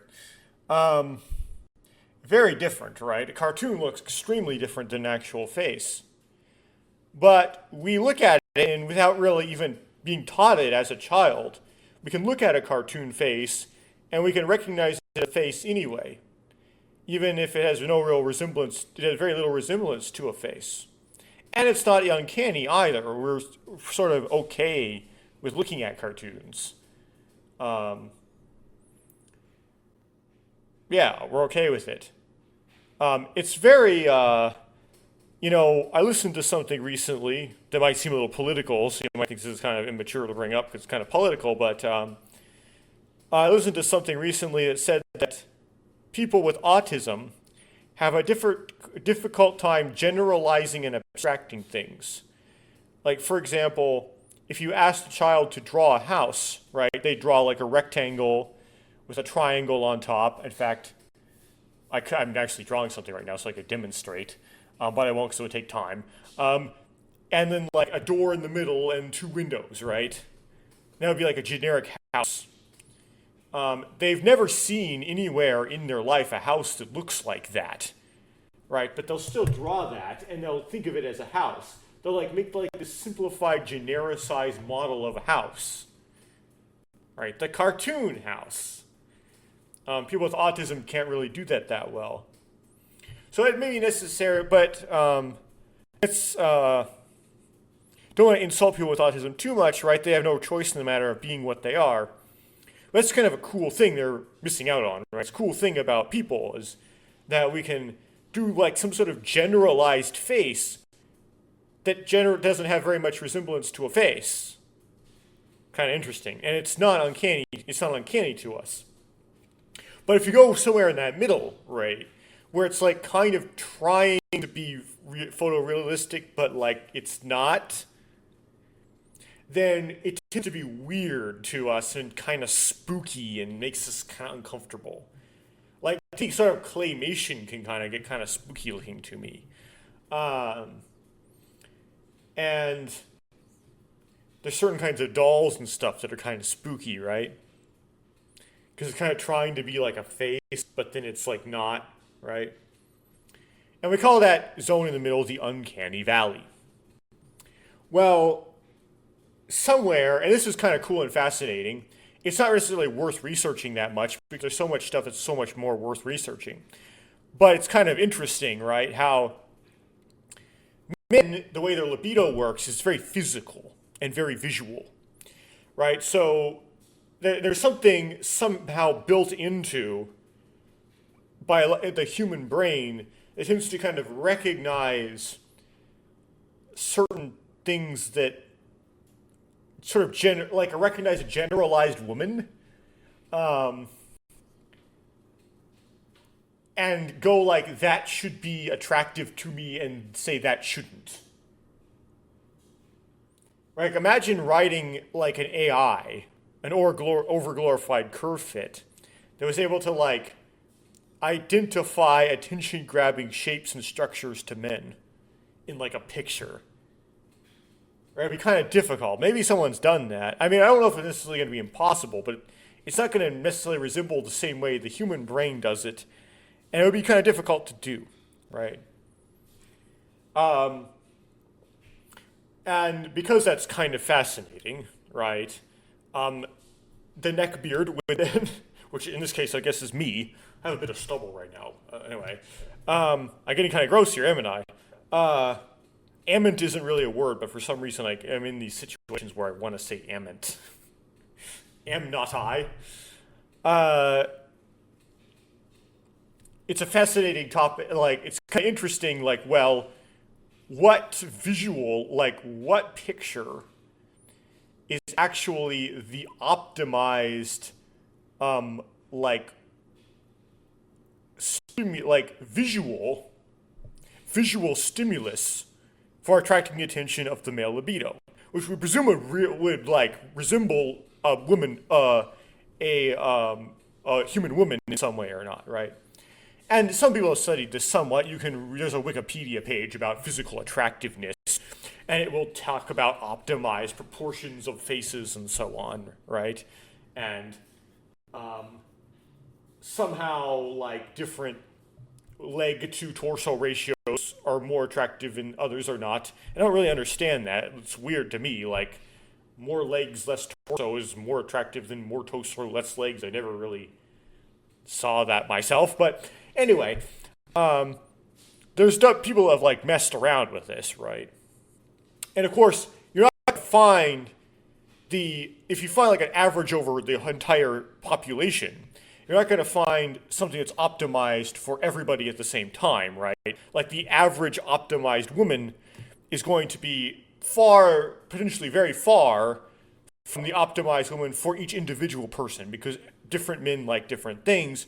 And a good proxy to figure out how these are different is the man and how they look themselves, right? Like skinny guys and like skinny women, and more chubby guys like more chubby women. And so sameness sort of matters a bit. Difference also matters a bit, particularly in stuff like body odor. And it's very complicated. Like, it's a weird admixture of sameness and differentness.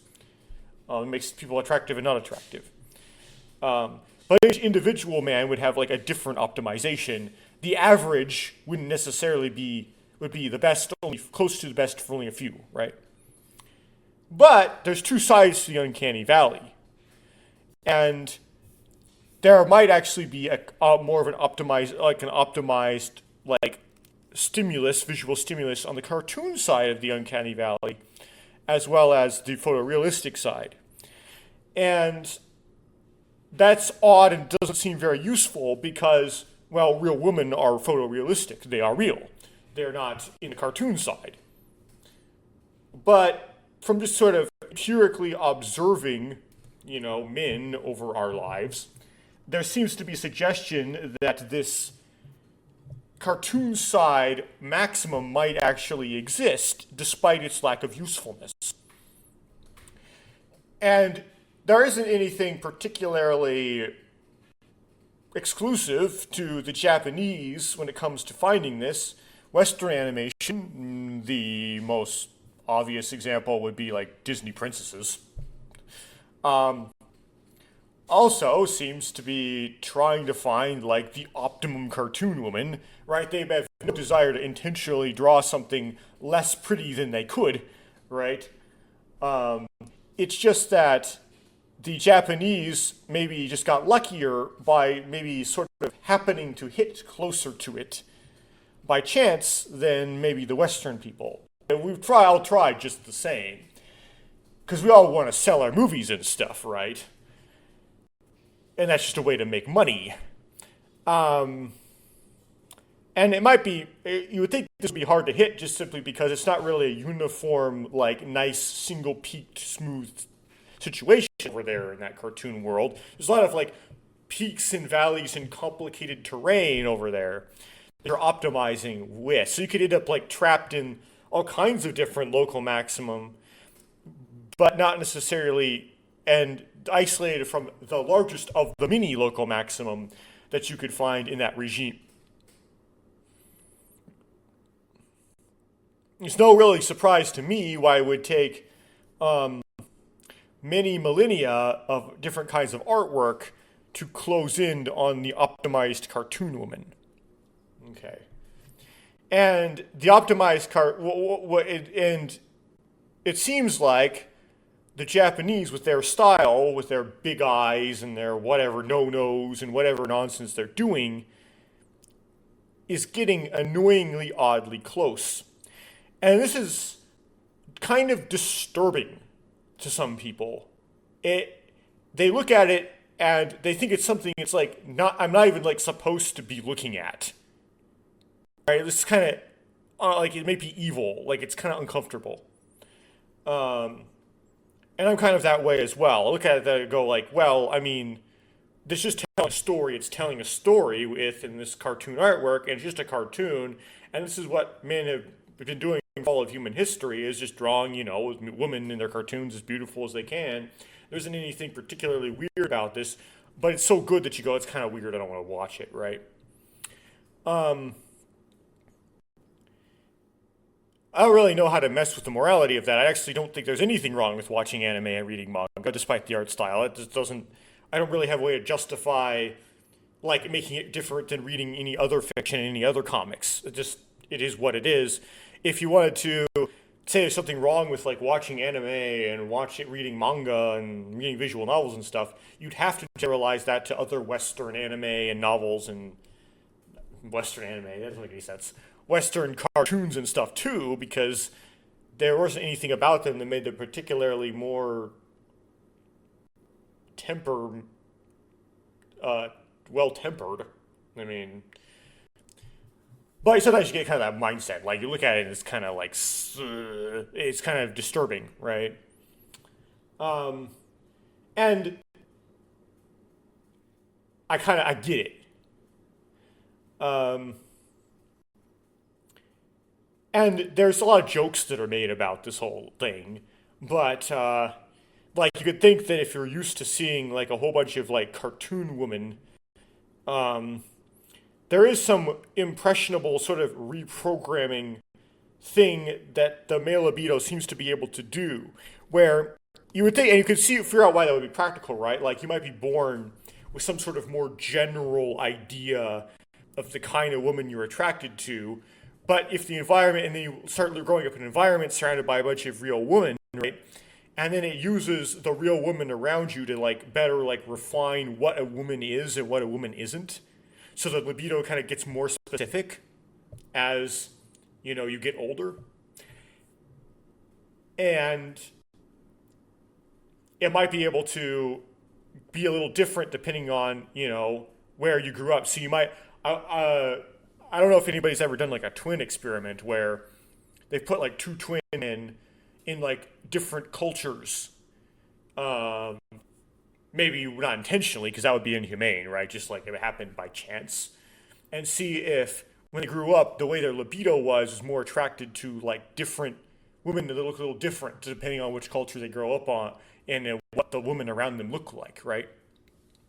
So if you grew up around like too high maximized, even to like the original generalized libido, that's not as specific yet, in the cartoon realm, you could get this optimization to something that's like a cartoon instead of something that's like a real woman. And this is more not really talked about in really a serious fashion very often. It's usually talked about in like a joke sort of way. I don't really know anything about like research into this and whether that's even like really possible. Again, we make jokes about it, right? One of the biggest VTubers of all time made a very famous little joke post about that, and it's very raunchy. It's not particularly wholesome to watch. But anyway, you're probably going to guess what that is and who I'm talking about later. When I talk about like big VTubers. But maybe some of us have this intuition, despite not really understanding it, that this is like a real deal and there's something sort of messed up about presenting yourself in this optimized cartoon way, considering that like most VTube models are highly optimized, like cartoon, Eastern style cartoon women. Like the vast majority of them are. There's different kinds, not all of them are, there's different kinds of models, but it's very prevalent for it to be that. In fact, some people probably who are not really familiar with this think that's all VTubers are, is just like anime women. And there are big VTuber agencies that all they do is anime women, right? They don't really, like stuff that's not anime woman as the VTube model tends to be non-agency. With the exception, of course, of men, right? There might be something like Hollow Stars, which is men, and then you have anime men. But it is, yeah, the vast majority of VTubing is anime women, and sometimes, it's like lots of cleavage and stuff like that. And I don't really have any way to defend this. Yeah, it is. And if it's bad, don't watch it. If people didn't watch it, people wouldn't do it, right? I don't plan at all to do something like that, right? I just want to show my facial expression. So I can just use like an anime man model, and no one really complains about it. There's nothing wrong with anime men. Well, you could make an argument about that, but it's certainly a lot less concerning, right? We tend to get a lot less concerned about anime men models than anime women models. And there are more kind of extensions of this, right? Sometimes VTube models look like children. And that, like, on principle, like, you go, okay, well, you can make an anime with characters in it that are children, just like you could make any, like, piece of fiction, any piece of literature with characters in it that are children. And you can make a good point and do something that's cool and thought-provoking with characters that are children. If that's your art style, then you're going to be, which is a reasonably justifiable art style. That's just how people make our art. Okay, just how art is. It always has been. Even the Song of Solomon exists. Then you're just drawing children in an anime style.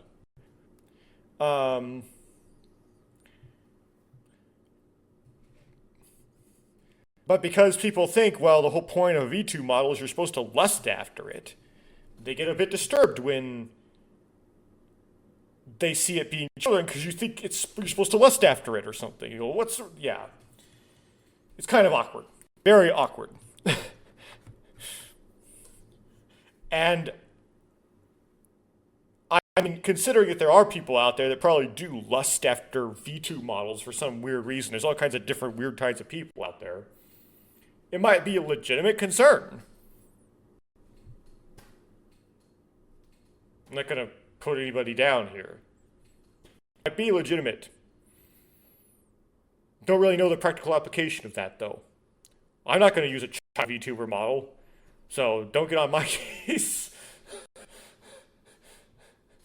The most famous example of like a childlike looking VTuber model was Garagura, which was the reason why that model was that way is because the person behind the model is kind of short. Is a short person. I don't know exactly how tall she is, but how Hollow Live works, because it's short for some sort of like something like holographic live.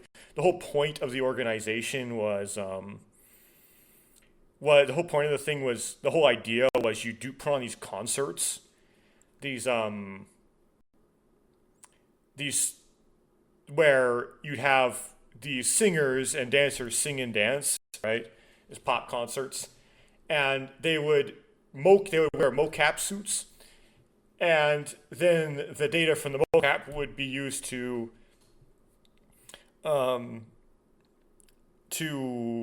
position and pose the holograms with models of these like characters, these cartoon characters. And so these idols, as you would call them, would be able to do their singing and their dancing, and they do it with these virtual They do it for real, but you wouldn't see them doing it for real. You'd see these virtual character bodies doing it. So it'd be like cartoon girls, doing idol stuff. Um, it makes more sense for the mocap to work if the proportions of the cartoon body are more similar to that of the body controlling it, especially if they're going to interact with each other, right? If the models are the real people hold hands and touch and stuff as part of dancing. That's what is part of dancing, right? Then it's easier to line that up if if the cartoon characters if they have the same relative positions, right, and limb lengths and such. And so because she was small, she would have a small model to do the live shows for Hololive, and so her model is small, and that's just why it is that way. Um, and it was kind of childlike looking because she just had a kind of childlike looking physique, and it makes things easier when the physique is matched. The physique is more like the model. But you don't necessarily like. There's model. Think about the Biju model. The Biju model doesn't look like a kid that much, right? And that's another kind of small person. So you could make like a small person model that isn't super childlike looking if you really wanted to. It's not required. Anyway, enough with the awkward neckbeardy stuff. Awkward internety stuff. Get mind polluted by internet issues that no one cares about outside the internet.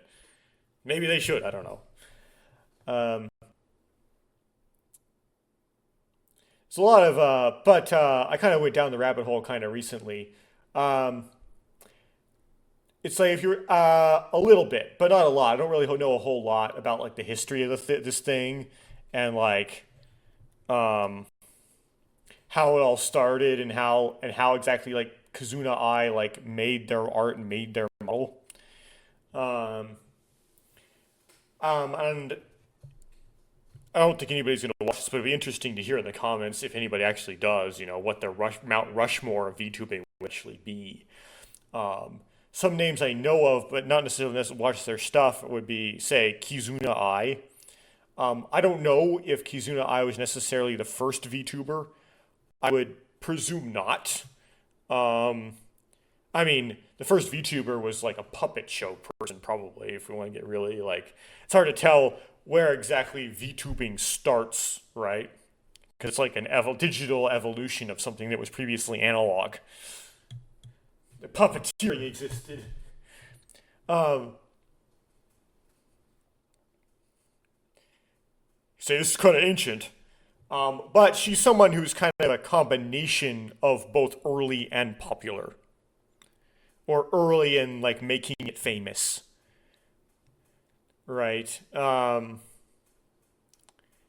I've not watched any of her stuff, so I don't really know like what she was about or anything. Um, but it's a name that tends to come up. And so, because the name comes up a lot, I happen to know the name. Um, Another name that tends to come up is, since she's not really my style, the kind of thing I tend to watch, but respect, the name that comes up a lot, is someone named Iron, goes by the avatar Iron, the like pin name Iron Mouse. Um, and they have to kind of go back in time and such. So there's two platforms that people mainly do their VTube streaming on. Those being YouTube, which is owned by Google, and Twitch, which is owned by Amazon. So it's like Google or Amazon, right? And these have certain advantages and disadvantages to them in how they work, right? And so some people tend to prefer one platform over the other. Sometimes they stream to both at the same time. I have not tried streaming on Twitch, so I assume it's not really that hard, but I haven't like tried it, so I'm not really super familiar with how it works. Um, So there we look at like what are like the most popular VTubers of all time by certain metrics. They tend to get kind of disjointed into these two categories because some of them stream like primarily on Twitch or exclusively on Twitch. Some of them stream primarily or exclusively on YouTube, and it can be kind of hard to like compare the two sides. Um, Followers on Twitch kind of roughly, I guess, resemble subscribers on YouTube. Subscribers on Twitch roughly resemble members on YouTube, so you can try to compare those numbers. Um, but it's kind of two sides of the thing, right? And when it comes to Twitch, whoever's kind of the most popular on top has been like a lot of big revolving door over the years that VTubing has been a thing, with different people popping up on top over and over again. Um, Iron Mouse is kind of a big one, and she's like the one with the most followers, and tends to be right now, I think, except maybe perhaps Fillion. Um, I don't. I could look it up, but I won't. I know that Fillion is the Twitch VTuber with the most YouTube subscribers. Because she makes clips of her and down edits of herself that she puts on as videos on YouTube, not full VODs, like abbreviated VODs. Um, so yeah, probably like one of I don't know if she's second most popular, but um, if the ones that are active, right, she would be like the third most popular if you count the inactive ones. Um, on YouTube, um, uh, VTubers, but she doesn't even stream on YouTube. She streams on Twitch, even though she's so popular on YouTube.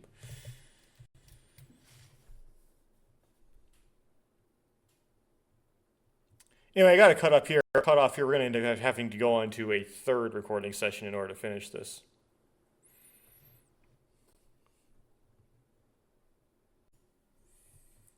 Okay, this is the third segment. And I left off talking about the Mount Rushmore of VTubing. And I think what I would have put on that was Kizuna A, even though I don't really know anything about her. Now, I mentioned a couple other VTubers. I happened to mention Philly, and I happened to mention Iron Mouse. However, I didn't specify specifically that I put them on the Mount Rushmore. They're just other names um, that may or may not go, and I probably wouldn't actually. Um, Twitch, again, tends to be, as I said, it tends to be more of a revolving door. YouTube, not as much. YouTube, whoever's most popular on YouTube, tends to be more stable over time. And the reason why it is that probably YouTube is more preferred by agencies. And agencies have a really high tendency to fall from grace. So if you want, and I'm not really into doing agency stuff myself, it doesn't sound like a very good idea. But there is an agency that oddly seems to be able to make you guarantee an audience if you become a part of that agency. Like you somehow the internet culture considers you well vetted, and you are close to guaranteed to be entertaining if you're a part of it, and that is something called HoloLive. And the most popular VTubers on YouTube tend to be members of HoloLive. Um, just like it's just I don't know. They just have a death grip on things. Um, and I said that Philion has a lot of subscribers on YouTube, but she streams on Twitch, so it's not like she really counts as breaking up this pattern that much. But it might give you some hint about how the popularity on Twitch and YouTube relates to each other.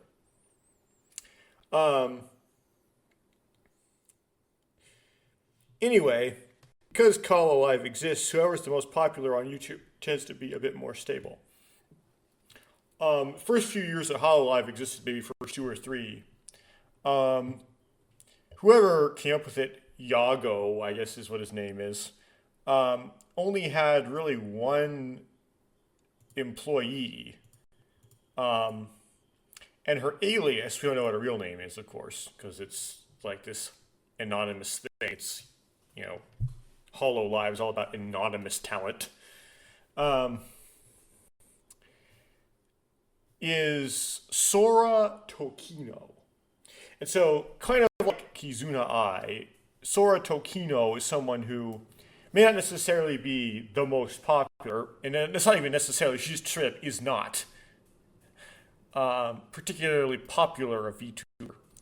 Um, but she's a combination of both early and popular.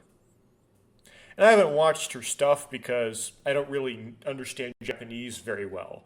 And so it's just kind of not very, it's kind of hard for me to kind of get into it, right? So I don't really know much about her. Let's see, when did this whole deal start with Sora? December 28th, 2017. So almost the turn of the year 2018.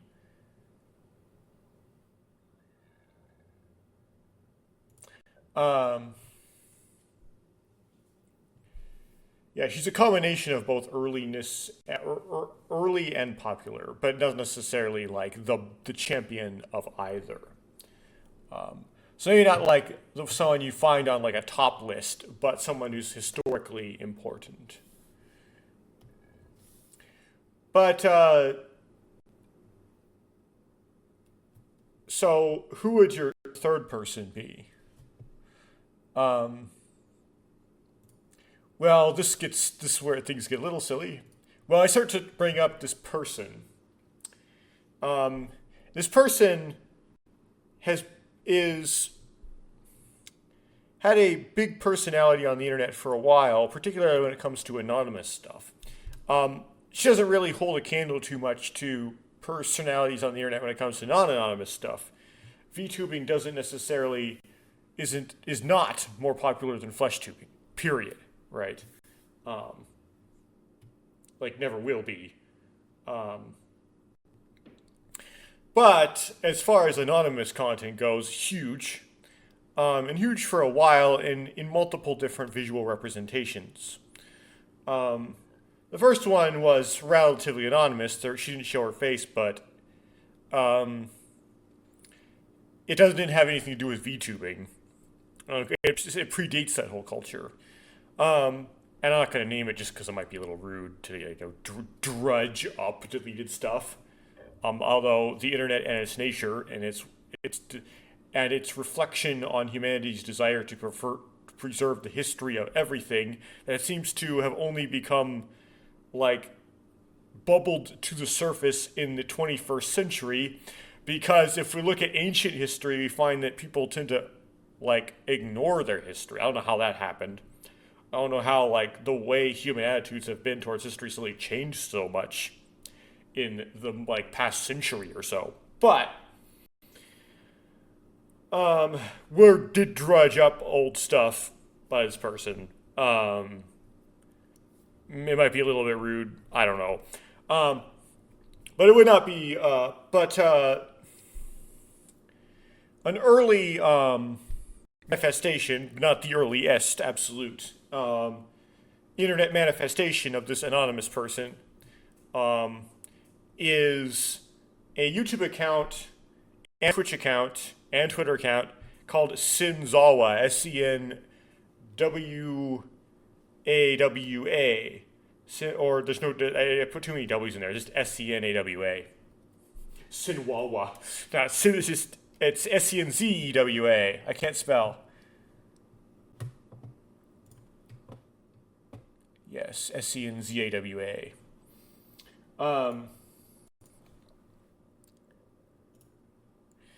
And why did the video go? Okay, it has to do with the nature of Clip Studio. It has to be like in the forefront, otherwise it disappears out of the video.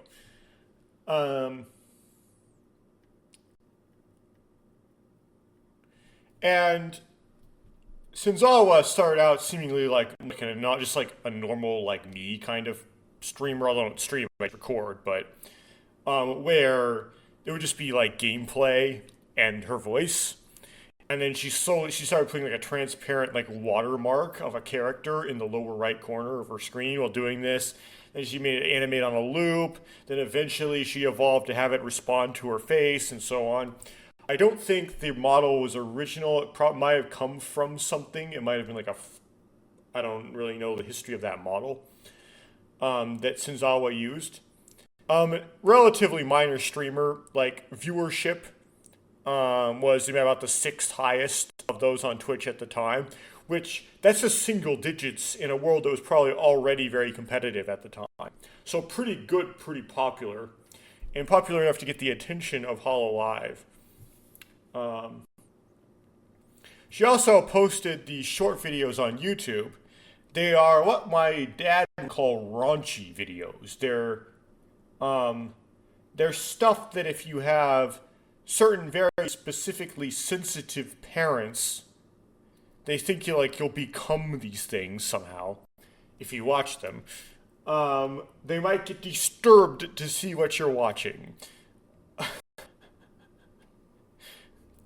They are very internet cultural things in these like cheeky like ways. It's very, I don't know, it's entertaining. It's commentary on stuff that's interesting. It also will get you in trouble. But that was the nature of Shinzawa. And this agency called HoloLive, somehow decided that she was a good hire, and she applied, of course. And so she started working for this agency that began with Sora, under the alias Gar Gura. Or you could maybe say Gura Gar if you wanted to flip the names to be the United States convention. However, usually with those Japanese names, like the first name is like the family name, so the family of Gar, and then the personal name is the second name, the personal name of Gura. But she didn't really use the names like that. In her stuff, she more like had this more motif of Gar was like the evil version of her instead of just like her family name. Even though that's whoever came up with that name like thought of it. And this is where things get kind of weird and a little bit fascinating. Immediately, like very soon, the first few months after Gar Gura started streaming, and these are the first people to stream in English, because HoloLive is based in Japan, that HoloLive hired. She very quickly became the VTuber who streamed on YouTube with the highest number of subs on YouTube. And she retired from that job now. But still to this day, that account, which does not stream anymore, still is the YouTube account of a VTuber with the highest subscriber count. When she retired, the subscriber count stopped increasing, but didn't start decreasing. And you'll find this with other VTubers that retire from HoloLive.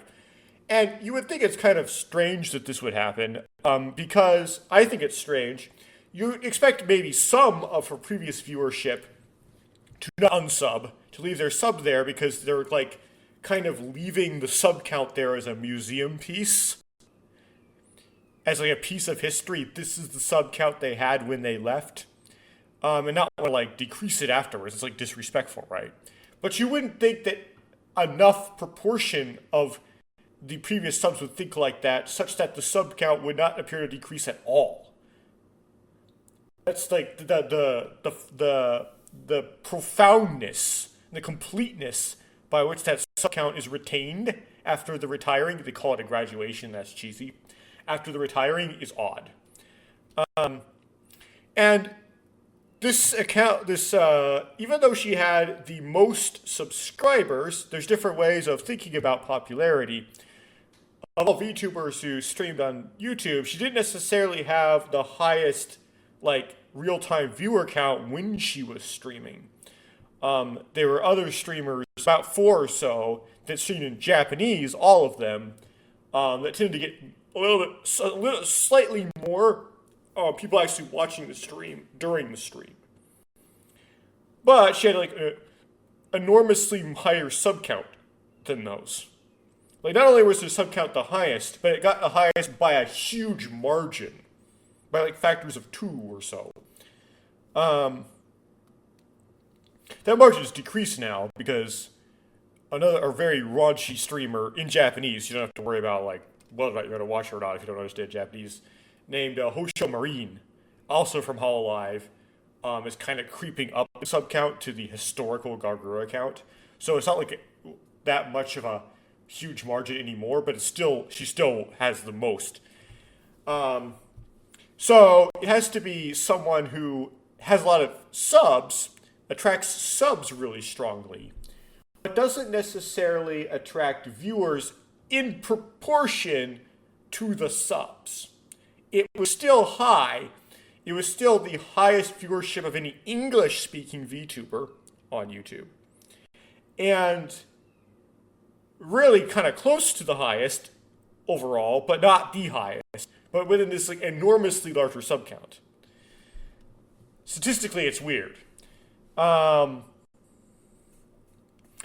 my guess is that something had something to do with that had probably a large, like big, like a whole bunch of things, right? Somehow she attracted an audience that tends to like to hit the sub button that doesn't necessarily watch, right?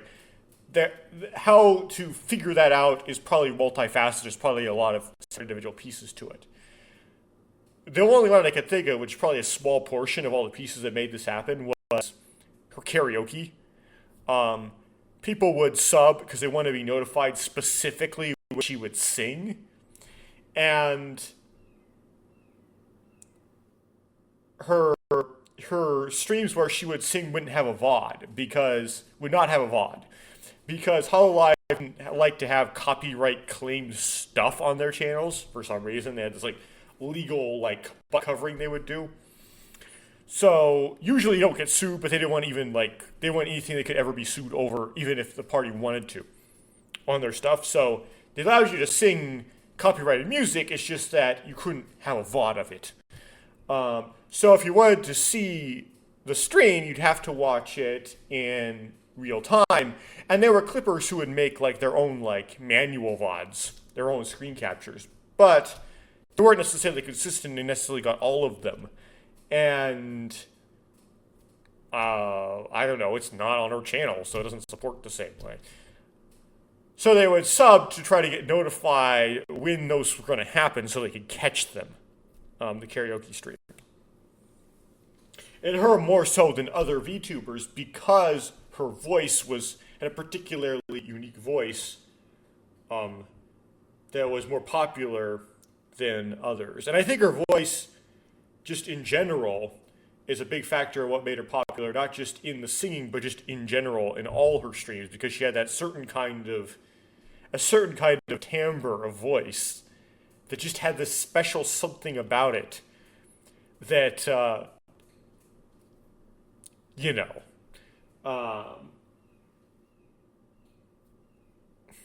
anyway. But it's probably a small piece of what made her sub count so high.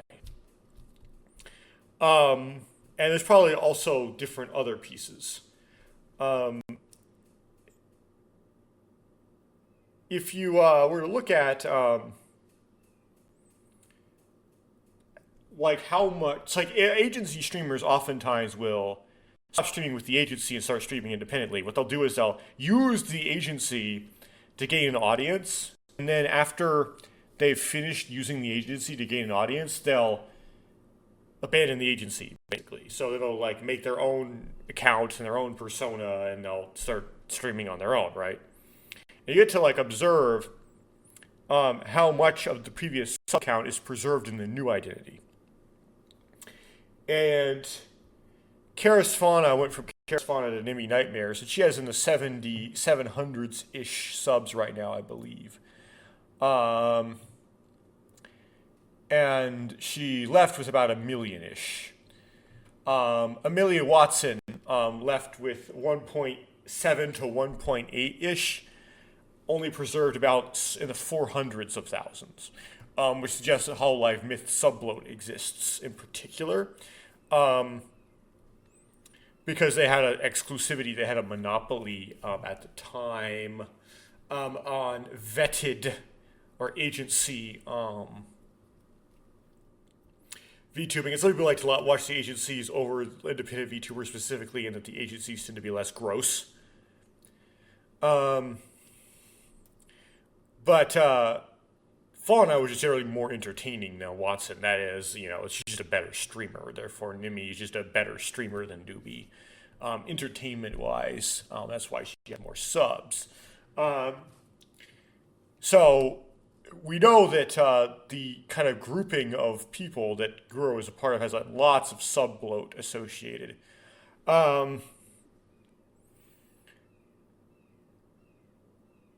She retired as well and made her own independent streaming thing. The alias is Sameko Saba, or just Saba is the YouTube title. That has about 1.3 something million subscribers, which is a much smaller proportion of the total that was preserved by the others, right? No, not really. It's about the same as Watson. So it's about the same as it's like Myth preserves at about the same rate. So it kind of gives you an idea like how bloated the sub count was. It's going to be very unlikely that she'll actually get a sub count that was similar to her previous agency persona. Well, anyway, but that high sub count and that relatively high viewership, particularly the highest viewership of an English speaking VTuber at the height of her prime, of her era, and the name recognition of Gargura. Like, everyone knows who Gargura was, right? Would make me tend to want to put her on the Mount Rushmore as well. I first encountered Gargura around 20 something or 2020 or something, because I was actually looking up Sabaton, I think, because they statistically were the most popular by some who knows what metric metal band at the time, and I was in there researching metal music, and I happened to stumble upon, by a random chance, this weird video that was Gargura singing "The Last Stand" by Sabaton. And this is weird, but for some reason I happened to click on it.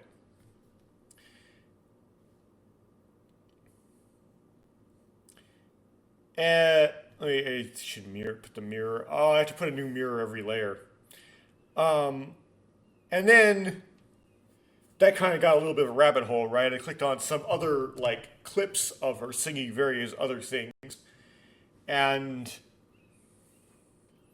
it's okay, this is a thing.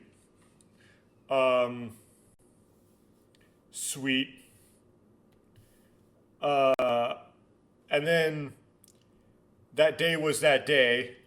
And I just kind of stopped watching that because I had better things to do, right? I don't have time to be watching a whole bunch of internet stuff. And then kind of left behind thinking that all Gargura was some sort of VTuber that all she did was karaoke's. She was a singing VTuber exclusively. I didn't even know she was part of Hololive, actually, even though Hololive is in the title of her channel.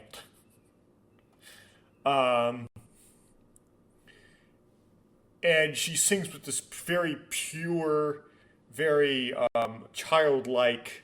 Some people say it's breathy. I don't know if it's breathy, but this very specific timbre of voice, and that's her thing, and that's just it, right? I didn't actually even realize at the time that she did things like play video games or whatever. Or those really weird, memey, famous streams she made, like the cooking stream and the bathtub stream, and some of these 3D live showcases, and some of these weird, very famous streams of Gargura. I didn't even know about them. I thought she was like a singing thing. And then I just kind of moved on and didn't encounter any of her stuff again until about 2024. Actually, early 2025, probably. Where for some reason, I don't know why, I remembered this person called Gargura exists and searched up that name again. I don't know why I did that. But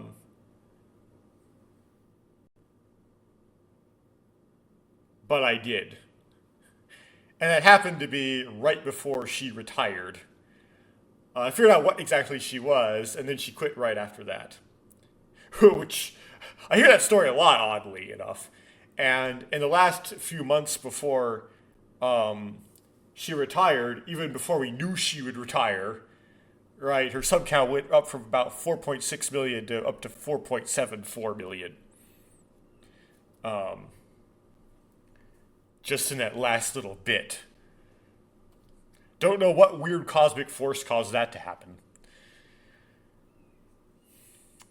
Anyway, same thing would happen to me with Auto. Randomly, in my recommended on my YouTube front page, I got recommended. I don't know why this happened. I blame Sora the Troll for all of this weird Japanese stuff that ends up in my feed sometimes. Her cover, the music video for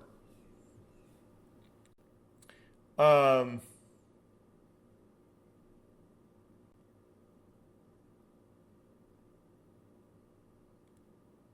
don't know what this does. Hold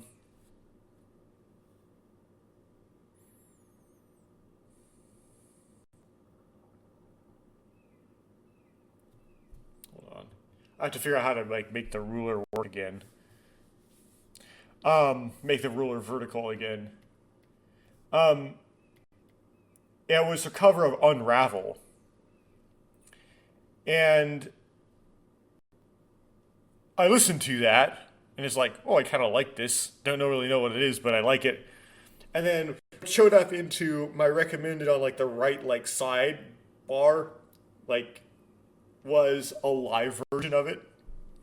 And then I watched that, and it's oh, I kind of like this. And it just kind of moved on. I really didn't learn anything about anybody who's saying any of that. And then randomly somehow I happened to stumble upon her stuff later, several months later. And now I've bought all her albums, and so not all of them, some of her albums and so on now. But it's funny how that works. I'll get a recommendation of something, right? And then I'll watch it, and then I'll be oh, I like this, but then I don't look into it, the person behind it at all, past that, and then later up and they come up again. I don't know how that works. Anyway.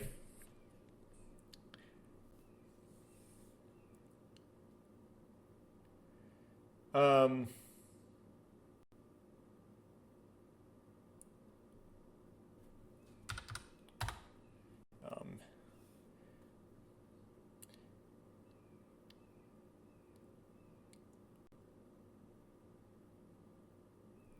Anyway, so that person existed. So this is a 1920 wide, right?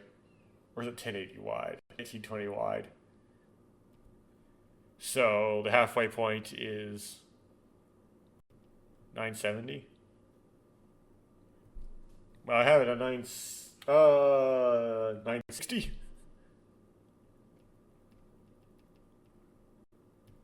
There we go.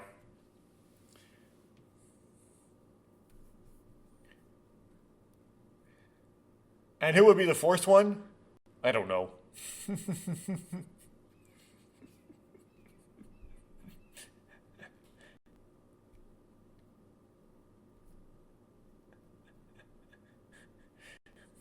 I'll anticipate it being me. It's like, leave a slot for me or whatever.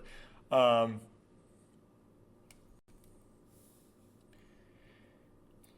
anyway, that's all I really have to say about that. Um, kind of some silly stuff, right? I have more stuff I'd like to say today, but the nature of it, it would make it sort of disrespectful to it if I like include it, if I toggle it in and include it in this video, because this video is mainly dedicated for some really silly stuff to talk about, and the other stuff I would say isn't really that silly, and so I would stop recording this here and start a completely separate recording for the stuff that's more serious. Anyway, if you watched all this, which more like listen to it, there isn't really anything visual going on in this video. It's just me talking about VTubers and how like I have a current desire to have a VTuber model, even if I don't really have like a clear plan on how to actually make that happen. Um, Thank you for watching or listening to all of this. Um, and whatever. If I do a live stream, hopefully I'll give better notice next time and see if I can get the 110 people that are subscribed to me, at least some of them to actually show up for it. Probably be actual LOM.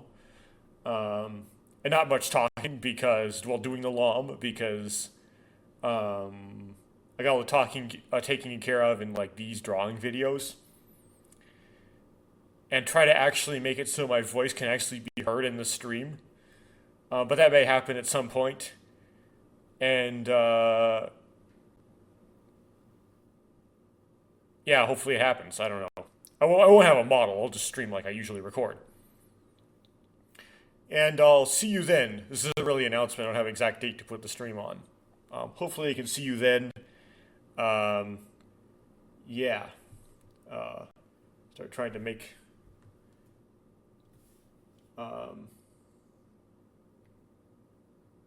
this line art happen at some point.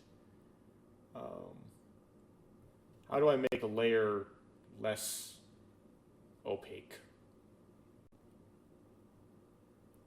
I don't know. We'll see. I'll stop recording here.